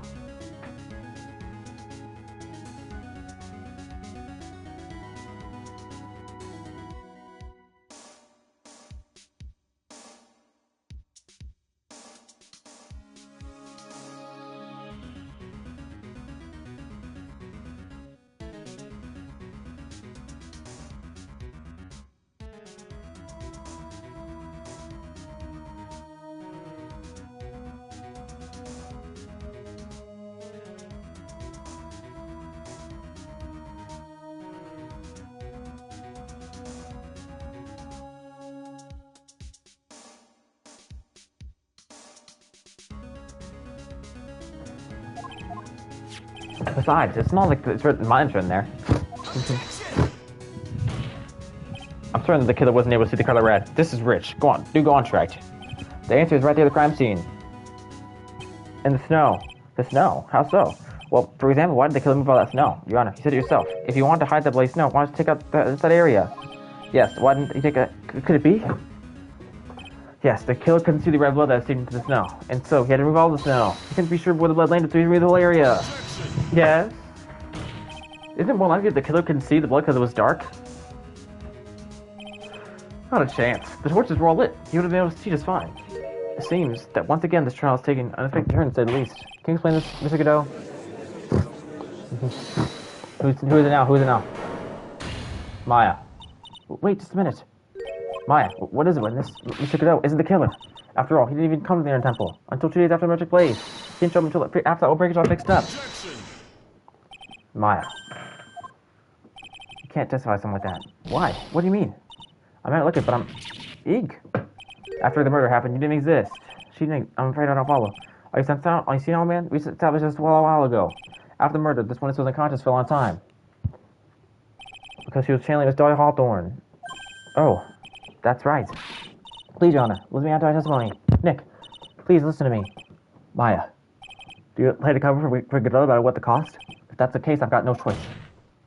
Your Honor, let's hear testimony. If it means we're going to hear the whole truth, I say we should not silence her. Ha. Nicely done, right? Very well, let's hear the witness' testimony. Please tell us what happened at the Inner Temple after the murder. Yes, sir. After I woke up, I began feeling my spirit left me, as it were. But little Pearlie was there at the Inner Temple, too. Witness testimony after the incident. Pearlie was also stuck at the Inner Temple the side of the night. The next morning, she looked around, but she couldn't find anyone. The next day, when the bridge was finally fixed, she was in the spirit prep room. That's when Mr. Godot arrived at the Inner Temple for the first time. He found Pearlie first and continued right up. Who's this Pearlie? That's my little cousin, Profe. So when did you hear about this? Oh, just a while ago, when I was in the medical office. I'm terribly sorry, but what happened, what you heard from someone else is simply not admissible testimony. What? Come on. Pearlie would never tell a lie. She's the most honest person there'll ever be. That looks like we gotta get Pro to testify then, baby. Real smart, Maya. You always know the best thing to say when you're under oath. Huh. The prosecution's no objection. We believe the witness. Mr. Godot, let's just move on to cross-examination. Since no objections. This is highly unusual, but, well, Mr. Wright, let's get the cross-examination started. Cross-examination. After the incident. We gotta get Pearl here. So where do you think Pearl slept that night? In the spirit prep room next to training hall, I guess. There's a rule that you can't enter the training hall during that night-class training. But even so, why did she go to the Inner Temple in the first place? It seems that Pearl became very worried about Maya. She knew that this beautiful training was about to go very intense. Pearl was supposed to channel Dahlia Hawthorne, but she couldn't do it. That's why she headed to the Inner Temple. However, Dahlia Hawthorne was already there, possibly possessing the body of at least Doxnum. She searched the entire Inner Temple, side end to end. Well, you see, Pearlie gets pretty scared when she's alone, and there weren't that many places to look. She said that she even went back and forth several times. The Inner Temple side has 2 structures, the training hall and a spare prep room. And there's also a storage shack, I think that's about it. There was a storage shack too? Pearl was looking for the other people, right? Would she have really been able to storage check all that carefully? Well, if it was me, that would be the first place I'd investigate. That means it's possible someone may have been hiding in the storage shack. Pearl didn't hear the sound of them working on the bridge? What do you mean? I was just wondering why she would stay in the prep room. If it was me, I'd at least go out and wait at the foot of the bridge. Oh, well, Pearlie said she was asleep at the time. She said she was so scared of the night that she couldn't sleep well and woke up a bunch of times. Poor little girl, only like that. Well, we at least know she had at least one friend to take a cabin. Dahlia Hawthorne, who was basically battling with the trick lock. She couldn't let anyone see her, so she wouldn't have shown herself the pearls. What happened after the bridge was finally fixed? So it was your first time on the Inner Temple side, Mr. Godot? That's funny. Am I imagining things as the defense asked me a question? Mr. Wright, please save your questions to the witness. What you heard from someone else is simply non-invisible testimony. Those are your words, Your Honor. Touche, Mr. Wright. Oh well. What do you have to say, Mr. Godot? Cup 22. Not hot nights and even hotter coffee. That's what I always say. If it hadn't been for this case, I never would have visited there. A freezing cool temple in the mountains. I think I'll pass. So you had never visited Hollywood Temple or the Inner Temple, huh? Ha. You want to say something, Wright? In any case, I had to find a crack in Godot's armor. Right across the Maya, that is. Very well. Please go on to testimony.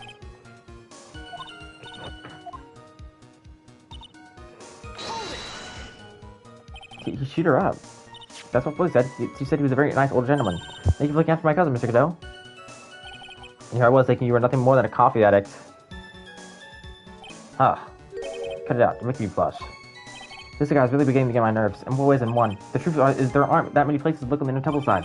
The policemen were all busy going over the garden with fine-tooth combs, so I decided to carry out my investigation my own way, Godot style. On the same way, I like to hand out my verdicts my own way, Judge style. Maybe I should ask some questions, Phoenix style. Alright, what I'm going to ask is...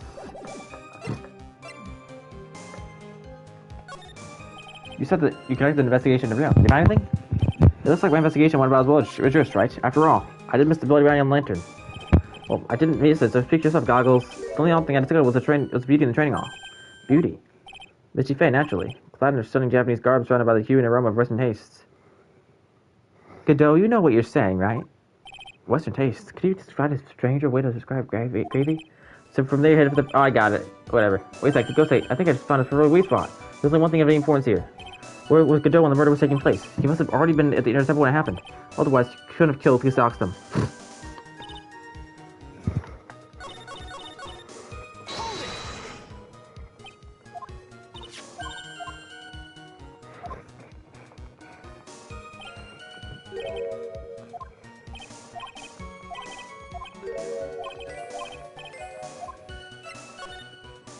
So you tripled up? When I found out the little girl, the first thing he asked about was her cousin Maya Faye. Really? The bridges had burned down and she was huddled in that tiny shack with no heat. Even though she must have had a truly terrifying night out there, she asked about you before she started thinking about herself. Pearly, I noticed that you weren't anyone in your temple side, but I couldn't find it in me to tell her that. So I gave her my last scout. Milk and sugar died the of the harsh truth. What's the story?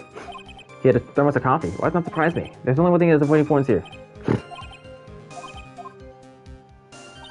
Okay, I think I know. I think I actually do know what to do here. I think I know what to show. I show it here. No? Come on, man.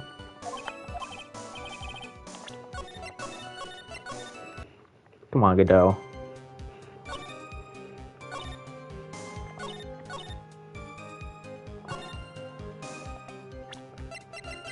Let's flip and go! Mr. Godot, the first time we crossed the ski bridge and went to the temple was long before the murder took place. Well, why did you say that? Because he just made one failed slip-up. The hanging scroll in the training hall. Hanging scroll. But Mr. Godot was right. That scroll shows the picture of my mother. Maya, I know you know who it is, but here's something you didn't know. By the time the bridge had been repaired 2 days after the murder, the hanging scroll in the training hall looked like this. What's that wonderfully delicious smell? The morning after the crime, someone covered it with gravy. Gravy? But why gravy, Nick? Because gravy was much more than Conrad the culprit. Well, Mr. Godot, if you really hadn't seen this hanging scroll until after the murder, you wouldn't have any way of knowing it was Misty Faye. Man, this game's good, bro. Response, Godot? Wait a minute, Nick. Yes? Take a look at the hanging scroll. Look, at the top, that's a crest there. Ah, that's the mark of the master, correct? Exactly. So if you know the meaning of the mark, then you could have guessed that it was a picture of Misty Faye on there. True, Mr. Godot described what was underneath like this. Clad in her stunning Japanese garb, surrounded by the hue and aroma of Western taste. Oh. Yes, and it's possible that he knew what the crest meant. However, he couldn't have known that she was wearing Japanese clothing. Mr. Godot, on the day of the murder, you were hiding at the inner temple long before the crime took place. Come on, Godot, come on. Cup 23. Can I ask you just one little thing, Trite? What is it? This whole theory of yours, it all rests on a certain assumption. That I knew beforehand that a crime was going to be committed. That's right.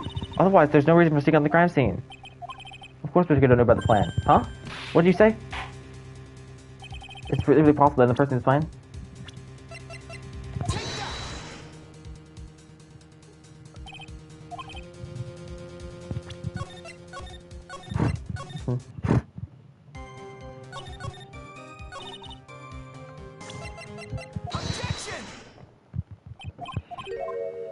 Boom. Boom, boom, boom. Love this game so much, y'all. Crazy good. I'm gonna make a save real quick here.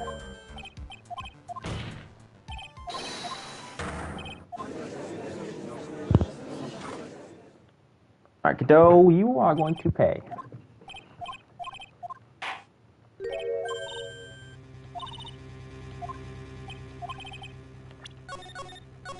I'm gonna save here just now. Let's do this.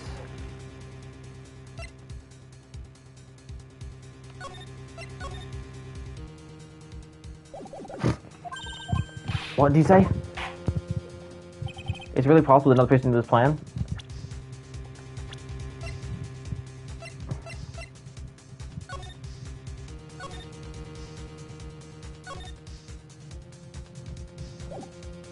Okay, how would Godot know about this though?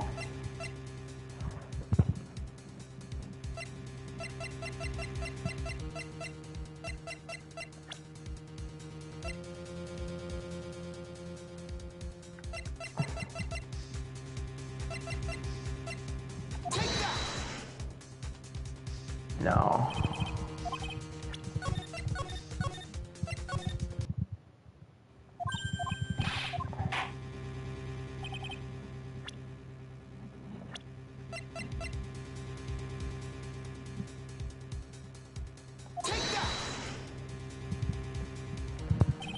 Man. How do I prove they know about it?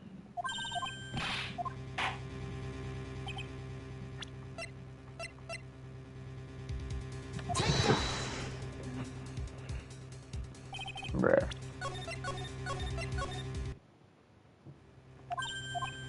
I think Mia here, right? No, man.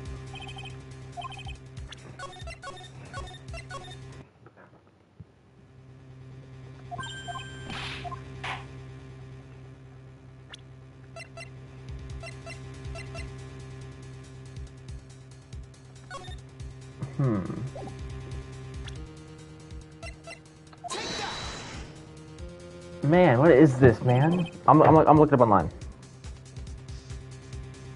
I love my cat so much. You asking?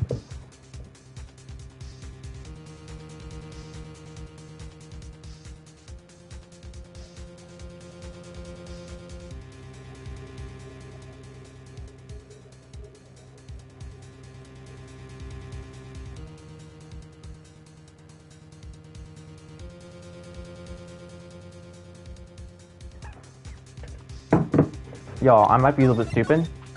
Because basically, I thought about presenting the letter, but I never presented it for some reason. I don't know why I didn't.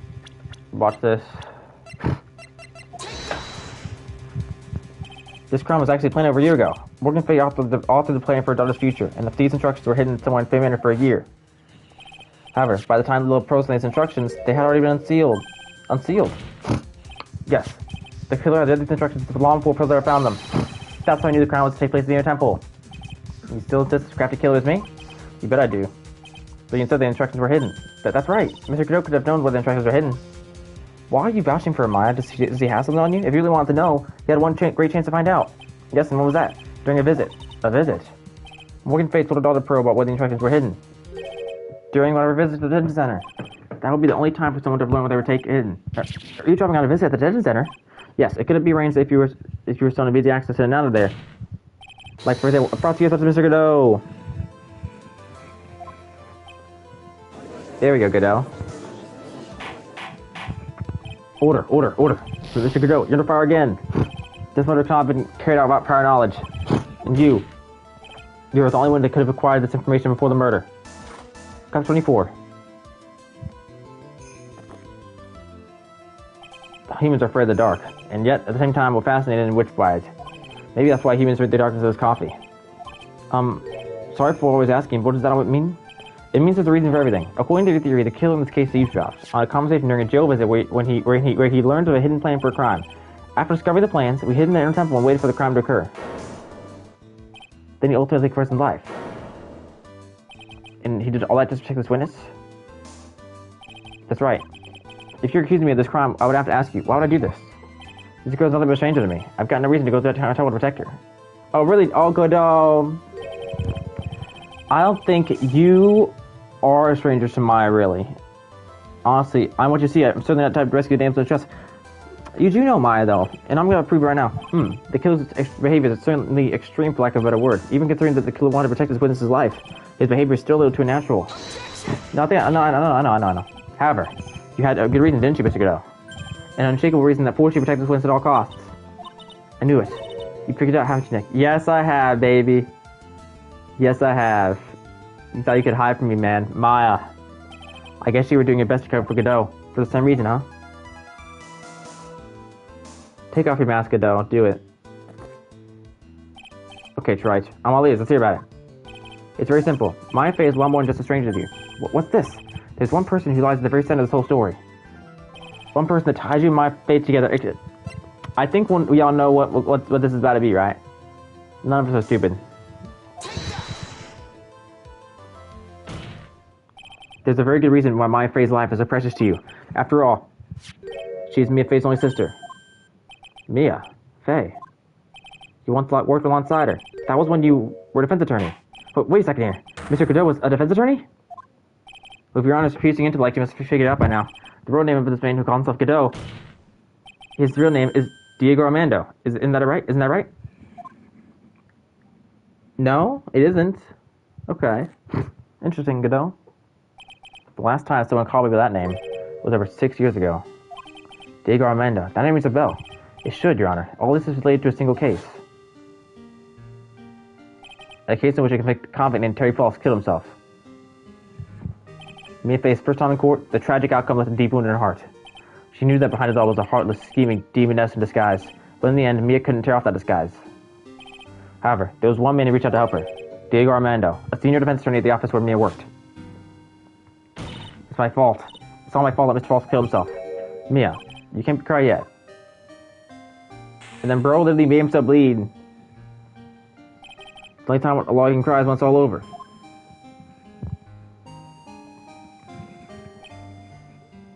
I was moved by her. The way she put all her faith in her clients, that pure sweet heart of hers. That's why I can never forgive Dahlia Hawthorne. Me and I thoroughly investigated that fake kidnapping incident. Then one fateful day, Dahlia wanted to meet with me. It had been 6 months to the trial. We met in the courthouse cafeteria. I just remembered. 6 years ago, right here in this courthouse, you were poisoned. Even I didn't see it coming. Did Diego Armando die? Dahlia Hawthorne slipped some poison in my coffee. Oh! So that case, that was Godot that got killed in that. But very little information about the case was released to the press. But you weren't dead at all. No official reports ever actually called it a murder. I was just in a deep coma. I see. My body shut down, and my life became nothing but a long, deep sleep. That one was poisoned to ruin over my central nervous system. I lost my sight, and all my hair turned white due to what damage it caused. That's terrible. Apparently it was a miracle that I ever gained consciousness. 5 years have passed since I drank that poison brew. Then one morning, my eyes flew open from the smell of a doctor's cup of coffee. For 5 years. You were asleep for 5 years? And the worst possible news is waiting for me. Mia Faye was dead. From the very moment I opened my eyes, I had already lost everything I thought I had. So that's why he has a grudge against me, because he thinks I'm the reason that she's dead. The woman I loved had been murdered, and the woman I loved had been sentenced to death. The one you loved. The one that spiked my selling all tea. Coffee. Dahlia Hawthorne. Ha. Good old Mia. She didn't let me down. She got her revenge before she checked out. In the end, there wasn't anyone waiting for me when I woke up. That's so sad. For someone like me, for someone who had slept away the best days, there were only 2 reasons left to live. It was for those 2 reasons I decided to become a prosecutor. If I may ask, what were your 2 reasons to live? The first was you, Trike. Huh? Me? If I hadn't drank that stupid poison, Mia Faye never would have died, much less the way she did. You were the only one who was able to protect her. We let her die. It was all your fault. It wasn't like that. I wanted to see for myself what kind of man you really were. So that's why you became a prosecutor? My other reason for living. She goes by the name of Maya Faye. Huh? You mean me? You were the only way I could make up for the sin of not saving Mia. 1 year ago, when the Korean villages and it was resolved, it was obvious that Morgan Faye was planning something. Whatever her evil plan was, I was determined to stop it. My role as a prosecutor put me in the perfect position to do something about it. That's how you overheard Pearl's visit with Morgan at the detention center. I knew that the time was drawing near. Since I knew the plan, I thought I could foil it. My goal was to outwit the plan. I thought if I could do that, I could keep that girl from being caught up in it. That makes sense. If Pearls had known that the actual purpose of the plan was to kill Maya, she never would have helped out. Finally, the day of the plan was drawing near, I contacted both my accomplices. I was at Puzzle Core Temple and Misty Faye. Misty Faye was involved in helping you stop this? I especially needed the help of Iris. She was to take the fall in my backup plan in case you couldn't control Pearl Faye. But how did you contact my mother? She had been missing for almost 20 years. Officially, yes. What? What do you mean, officially? Cup 25. You've heard about it, haven't you? About the strong ties between the main family and the government. Now that you mention it, Big King did say something to that effect. She said that the Master of Crane had great authority. Even without her official position, Misty Faye still would have great influence. The police have been keeping an eye on her movements all this time. That's how I was able to contact her. Again, because of my position as a prosecutor. So my mother was cooperating with you? So never forget, no matter how far away you think she was, she never stopped thinking about you. She was always... That's why I knew she would do anything to protect you. If you want to know how strong her resolve to protect you was, look at her staff. Her staff, the one with the sword in it? The day the plan was to be carried out arrived soon enough. We met for the first time at Hathakor Temple. That's when your mother showed me your special staff. I realized it then, just how far she was willing to go. She was ready to use that sword to protect you from Morgan Faye if necessary. Yes, even if it meant paying the ultimate price. Mother! Wow, this is insane. That night, the night of the crime, There was just one way to stop Morgan's evil plan. You mean Pearls, don't you? We had to make sure she didn't channel Dahlia Hawthorne. What are you gonna do tonight? Well, if you'd like, you can come to my room. Perhaps we can read some books together. We thought we could prevent her from playing her part in Morgan's plan, but she never showed up. She was worried and followed me to her temple. That was the thing we were most afraid of, and that's why Misty Faye had to do channeling herself. She channeled Dahlia Hawthorne into her own body. What? What do you mean? If she channeled the three at first, then Pearls would be able to do it herself. As Master of Gray, Misty Faye's power was supreme, so that's how we went down. She channeled Dahlia Hawthorne so that Pearl Faye wouldn't be able to.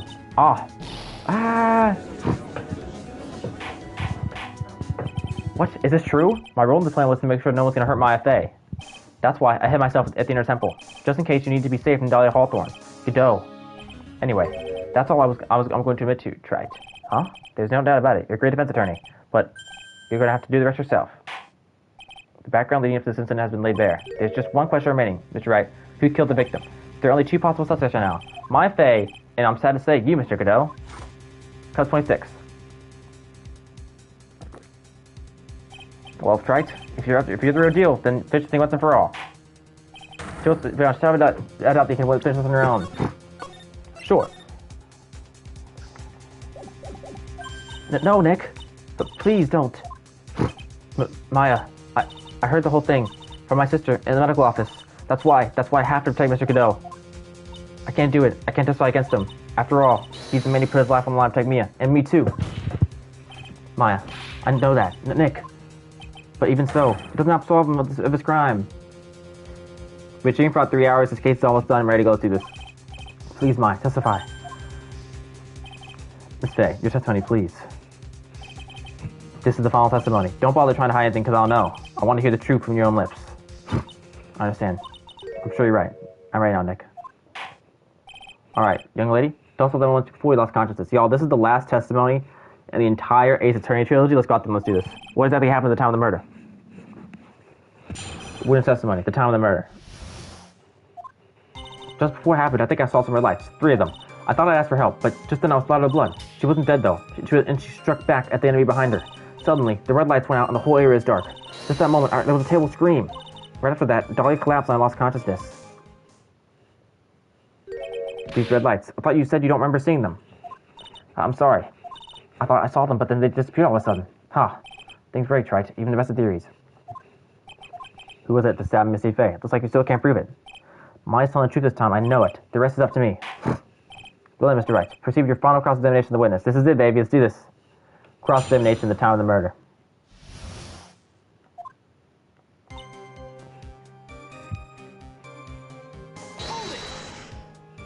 Lights dying in the dark? I don't think you make a mistake about that. Yeah, you're right. I think I saw them, but I can't say for certain. And I can't tell you for sure that they were from Mr. Godot's mask either. I don't get the feeling he's covering for anymore, but just after that, you said you turned towards the lights and called for help. Isn't that because you thought that the lights were coming from Mr. Godot's mask? Yeah, I guess so. Maybe that's what I think at the time, but I can't remember after all. So the person I couldn't identify in front of me.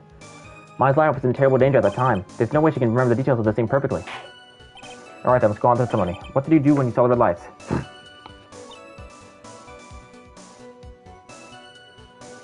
I thought that's a help, but I just now was splattered blood. That blood, was it Dahlia Hawthorne's blood? I think so, probably till that moment. I heard a soft scream that seemed to be close by. It's a woman's voice. So that was when the killer stabbed the victim from behind with the murder weapon. Is that right? Without doubt, Maya was in the middle of a really dangerous situation. Anyway, the victim was stabbed with a murder weapon. What happened after that? It struck back. How did you know that? Well, you're right, I didn't see exactly, but I could tell by the sounds of their breathing and movement, and also the smell of blood. You have witnessed more horror than any young lady should ever have to in life. So then, what do you do at that point? I couldn't move. I could just barely make out the shadows moving in the dark, but no idea what to do. Do you still see the red lights you mentioned earlier? Yes, I think so, but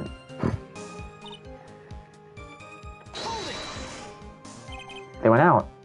Yes, suddenly I couldn't see them at all. What could it mean? If the red lights were coming from Godot's mask and they were not right in the middle of a fight, maybe the mask was damaged. Maybe it was knocked off. Maybe the batteries are out. Right? Or maybe those little head-looking lights just stopped working. What could really happen then? What do you mean by this at the moment? Do you mean the moment when the lights went out? Yes, that's right. The scream that you heard then, was it Dahlia Hawthorne? I don't think so. I'm pretty sure it was a man's voice. What?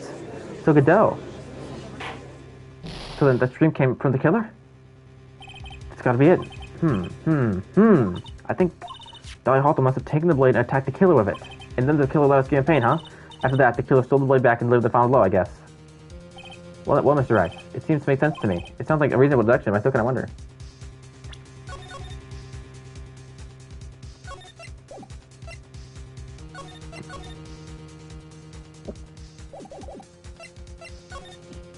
I'm sorry to say this, but that interpretation would create no contradiction. That makes sense after all. My deductions are almost certainly never correct. Remember, the testimony she just gave before the killer let us scream, mine said you're already been splattered by the victim's blood. In other words, the blade and the staff had already been plunged into the victim. Ah, is that right? She couldn't have struck back with a sword that was already stuck in her body. The weapon that caused the killer to scream must have been something other than the staff. That's the dagger. The dagger. If you're so sure about that, then don't keep us late any longer, right? Tell me one thing I can think of that could have been used as the weapon here. If Dahlia Hawthorne had already been stabbed in the back with a staff, what could achieve the dagger? There we go, baby. Naturally, the dagger the killer brought to the scene of the crime. Oh, that's right, I forgot about that. This dagger was found at the crime scene, stuck into a pine tree. Yes, the detective found this that morning and brought it to me. Dahlia Hawthorne struck back at the killer with this, and she managed to wound him as well. Objection! Yes. Just because she let out a scream doesn't mean that he was wounded. Probably no, the blood on the dagger could have been from the victim. Have you forgotten that the blood had already been tested? Since we learned it wasn't the victim's blood, it was the killer's blood. The killer must have wounded someone in his body. So you're saying the blood on this dagger belongs to the killer? Exactly. A DNA analysis of the blood would prove beyond a shadow of a doubt. And yes, Mr. Godot, it would prove that your blood. That's 26. My theory's right. Order in the court. Is this the end? Have I done it? Even he won't be able to change the results of a scientific test. Ha. Let me ask you something, Trite. Let's just say it turned out that I was the killer. Do you really think I would be stupid enough to leave evidence like that? What? Just think for a second. This dagger was found this morning by the detective and brought to me. There was already blood on it, correct? But even so, I was the one who brought this dagger here to the courtroom. Yes, what does that prove? Well, if I really were the killer, I could have washed the blade off and then planted another person's blood on it. That's... I can't be. In any case, there's one thing I can guarantee, Trite. That blood, it doesn't belong to me. Not a chance. What? In any event, it seems that the established the killer was wounded. I'm right then. Wait a minute. What's the problem? I know I probably shouldn't say this, but there's a big contradiction, next explanation. How is there... How? Maya! This dagger, you said that it wounded the killer. Am I getting clocked? That's right. But if Mr. Godot had really been cut with a dagger, his clothes should be bloodier if a rip in them, right? Maya? Maybe just change his clothes? That's solve the contradiction pretty easily. What are you talking about? It's not that simple at all. Remember the back of the day of the murder? Everyone that was on the inner temple side got... Maya is low-key clocking me. That's right. And once the bridge was fixed and the police headed for the inner temple, Mr. Godot was already there waiting for them. You are kind of right. You are kind of right, man. He never had a chance to change his clothes. Ack. Okay, she did low-key clock me. I'll give her that. Order in the court. What? Yes, Phoenix?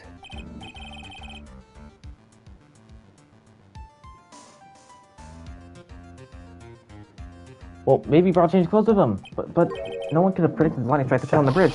Why would anyone ever brought a change of clothes? Did the judge just take smart clothes in the last recess? Well then, maybe the killer took off his clothes before he committed the murder. That way, it wouldn't be any blood on them.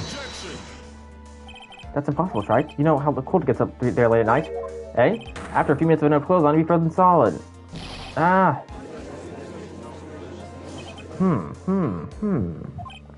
so that's all you've got? I knew you weren't enough time to finish this.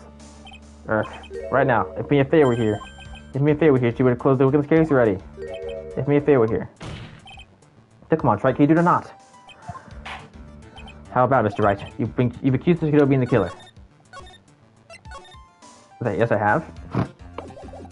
But can you prove it? Have you got even one piece of evidence?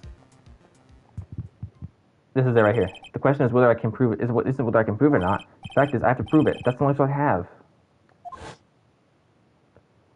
I was taught that's one of the rules of being a lawyer. I can prove it. I'm going to bring a magnificent vengeance to fruition just as you want it. Ha! That's good. I followed to the better end, right? Since there's just one piece of evidence that can prove your point, why don't we go for the unlimited penalty? Are you trying to pressure me, Mr. Godot? Because it doesn't matter to me. I've got the one piece of evidence I need. Give me a break. You get nothing, right? So what do I do to like this? I literally have the evidence, man. Simple. I've got things outside the box to approach a different angle. Alright then, Mr. Wright, let's see what you've got. There's the one thing I've demonstrated in the previous cross-examination. The killer was wounded. That was proven by the blood on a dagger. But we decided it was impossible for him to hit such a wound. If he had been cut by a dagger, there should have been a bloodstain on his clothing. There's one place the killer could have hidden his wound. What do you say? Hidden. Take off your mask. Take off your mask, Godot, right now. Yes. I don't think I need to put why there are bloodstains on his clothing. I need to show how he hid the wound. Oh, his mask. It's the end of the line. The final stop. Try to see what you got. Where's this location where this killer hid his wound? I don't know how to prove it with evidence, but it's the eye, right? Your eye. Your eye. I don't know what you're talking about. And frankly, I don't need to know. I don't know that you'd never be half the lawyer she was. Isn't that right, Trite? But what was that just now? Mia? It can't be. You're living on through him? Even as we speak, you're still hiding the wound.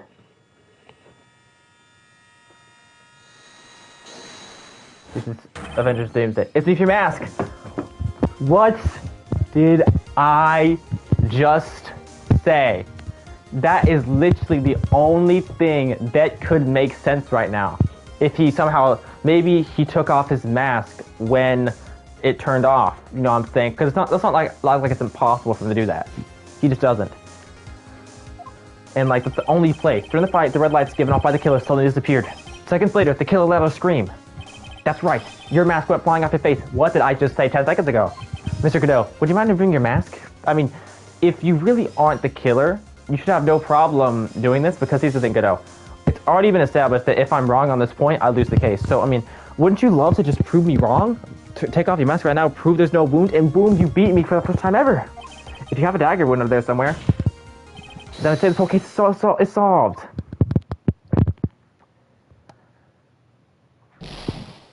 Tag!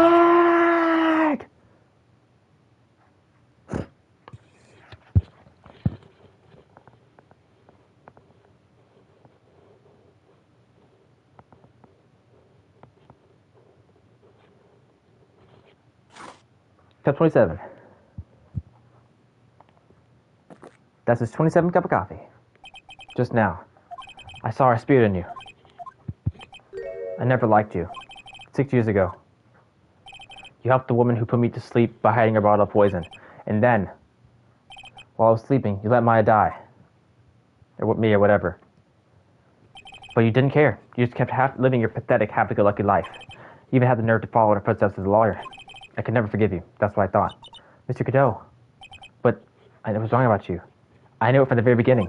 The truth is, the only person I could never find it in my heart to forgive was me. You, yourself. I was the one that failed to protect Mia. Me and no one else. I tried to avert my eyes from the truth, to escape the harshness of reality. I just couldn't face Mia's death head-on, so I ran. I hid behind a mask.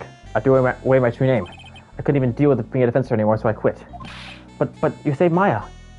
Yeah, that was my plan. Up until just now, anyway. What do you mean? Are you listening, Maya? If I really wanted to save you, then there's one person that I should have gone and talked to right away. Who would that be? Are you talking about Nick? But I didn't do it. I tried to get the help of Iris and your mother. But I closed my eyes to the most important man involved. Do you know why? The real reason? No, why? I suppose I wasn't really interested in saving you at all. Huh? I think I was just trying to salvage what's left of my broken soul. I was trying to make up for the fact that I couldn't save Mia, nothing more. That's why I let you walk right into a situation that I knew was dangerous. Forgive me. You're really wrong. You put your life on the line to save Maya. Was it really for my sake? Even I'm not really sure. What do you mean by that? That night, in the darkness of the garden, when I saw her silhouette. Pardon me, you must have known the truth. The truth that it wasn't really Dahlia Hawthorne standing there in front of me. It could have been Misty Faye, or even a little girl. But I still picked the blade. It was like I was dreaming. I'm not sure exactly what was going on in my mind at that point. Was I really motivated by the pure desire to protect my Faye? Or was it something else? Was my hatred for a woman who had stolen everything from me 6 years earlier? Could it have been simply a desire for revenge? And now, I don't know anything anymore. Oh, boom. Clocked. I did learn something today, however. I finally realized that I was the arrogant one. I was just chasing an illusion, a fantasy. The stupid fantasy of defeating you in the courtroom. You were the only one who made me realize my folly. You never ran away from me as death.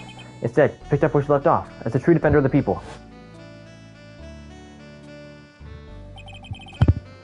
In that one moment, I understood everything.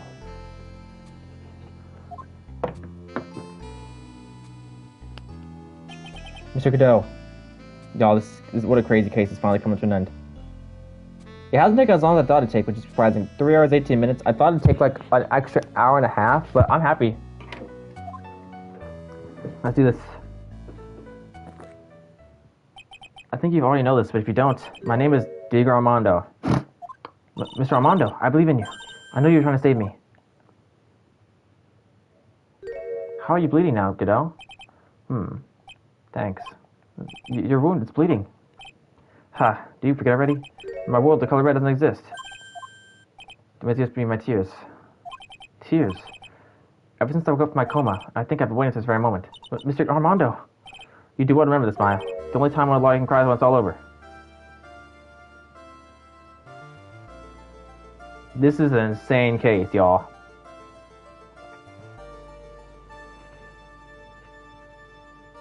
This time, it really is all over, isn't it? Defendant, yes, Your Honor? Although you were directly involved in the murder, tampering of the body in the crime scene is a serious offense in itself. I understand, Your Honor. Mr. Armando explained that to me very carefully. I knew the risk and I willingly cooperated anyway. Very well. Before handing my verdict, is there anything I'd like to say? Well, there's one thing I'd like to say something, Mr. Wright.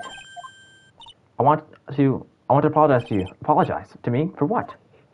For the case 5 years ago, of course.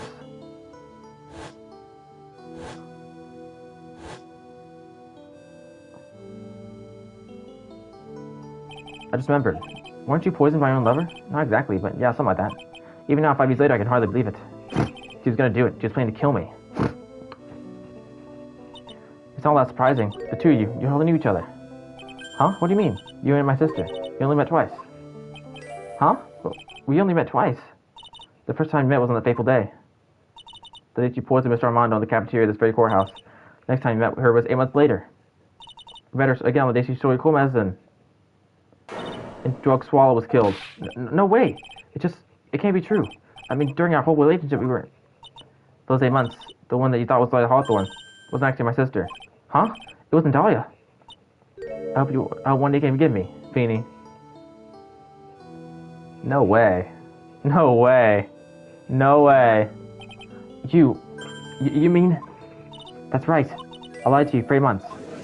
That's crazy. But why? Why would you do such a thing? Ever since you gave that ball that day, my sister was trying to get it back as soon as he possibly could. Because of the police investigation and their surveillance, she couldn't move out freely. That's why my sister, was from the beginning prepared for the worst. Prepared for the worst. She thought that you might somehow discover the truth. That's why she was always ready to do it at a moment's notice. I mean, she was ready to kill me, don't you? She already had so much to answer for, so I didn't want any more sins in her soul. I begged her not to do it, and she agreed to give me a chance. And that's why you came to me? You came to get the bottle and pendant back from me in her place? But I couldn't get you to give it back. I felt something even as simple as that. 8 months passed, I still couldn't get back from you. Finally, my sister couldn't wait any longer. She didn't consult me about her plans for you that day. It was the first time that ever happened. That was a bit strange, wasn't it? Up until that day, you two were partners in crime, and you two confer a view. I think she must have noticed. Notice what? My feelings for you. If I had found out she was planning to kill you, I would have done whatever was necessary to stop her. Even if it meant her life, or mine. Iris! I just spent those 8 months by your side. My feelings toward you, they changed. I have something to say to you too. Yes? You really are the person I thought you were. Even after Dahlia Hawthorne was found guilty, I still believed in you.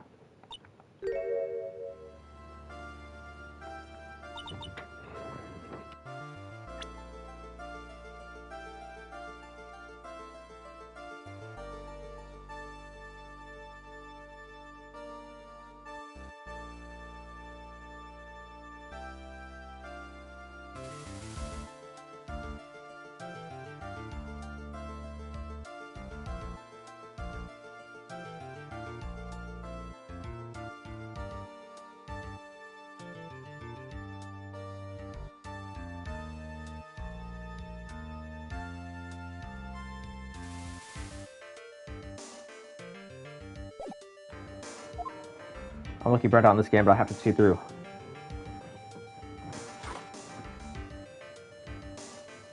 How many cups of darkness have I drank over the years? Even I don't know. I'll tell you though, right now, this one here is the greatest cat I think I've ever had. Don't you think so? Things right? I got coffee too? Yeah, I think you're right. The purpose of the trial was to rule on the murder of the victim, at least dox them. At some point, I expect you will be tried for your role as an accomplice in this case. I understand, Your Honor. Very well. On the charge of the murder, I hereby found the defendant not guilty. Boom. Court is now adjourned. That is crazy, man. What time is it? 6:04 p.m. February 4:51 p.m. District Court, deadline number 1. So I guess it's all over. The way everything ended, was justice really served? The man who risked his life to save Maya is being sent to prison by my own hand. Of course justice was served. Mia, I'm proud of you, Phoenix. Your defense is truly brilliant. But I couldn't save Mr. Armando. The man who killed Stevie for you. You're wrong, Phoenix. You did save Diego. You saved him in the only way possible. You mean about that verdict? I think one day you'll understand too. Phoenix, I want you to remember one thing. You was got there today as any defense attorney can ever hope to be. There's nothing we can learn from you. Mia, you've accomplished something I wasn't able to. I owe you a great deal. Thank you. Alright. I did it, y'all. Bridge turnabout completed. I've been in lots of cases and seen a lot of things. And along the journey, I found myself asking just one question. What does it really mean to defend someone? Until today's case produced one possible answer. Nick. But Maya, I guess it's just like my sis said. Mia, what did she say? The night, when I channeled me to get her advice on what to do. This is what she wrote back to my notebook. Don't worry, Phoenix will save everyone in the end. But, come on, turn around with that googly face. Can't you see? Maybe sis and I'm sure Iris too. We owe you for everything. You're an empress, Nick. Maya, how? How could you be so bright and chipper if all this happened? You were brutally attacked? You even saw your own mother murder. Youch. Francisca, still thought there's always Phoenix right. That didn't work right. Huh? Mr. Edworth, when did you get back? Oh, that's right, I guess I'm gonna put it on that. Edworth and Francisca back's been helping me. Helping you? At least you haven't been here on the first day of the trial. The defense wouldn't have gone anywhere. Wow. Well, where were you, Nick? I heard you fell into a river and caught a nasty cold with horse and seaball there. Yes, you lay in his bed shivering your friend's fever with that such blow of his head. Oh, ouch. Talk about embarrassing, Nick. You have any more training. Anyway, thank you, Mr. Edgeworth. And you too, Francisca. I'll suppose. Larry. There's room for means for good guys, is there? Oh, Larry. What's with the longer than usual face? I realized that when I was reborn. I realized that Larry was never abused to anyone, not even once. What? You're asking me? Well, Nick, is it true? I got places told, right? Huh? Oh, yeah, of course. I knew it. Everyone would be better if I were gone for good. No. Oh yeah, those photos you traded, they're really good. Isn't that right, Edward? What? Me? Why are you making that face, Angie? Oh, well, yes indeed. I said they can't like resemblance. Do you really mean it? What about you, Francie? I draw you all too? Ah, maybe you came fast, you catch it by me a crayon. Nevertheless, I recognize the effort that you put into it, and that's worth something. So then you'll do it? Like you promised? You're gonna follow. Ah! Don't get carried away. Well, how about that? I guess painting and portraits don't think I'm good at. The painting of pearls probably not good to be asked me. Huh? Now that I mentioned I haven't seen her around. Pearls, where could she have gone? Normally she would have made a beeline for Maya. Oh, I'll go look for her. Be right back. Hey, Pearly.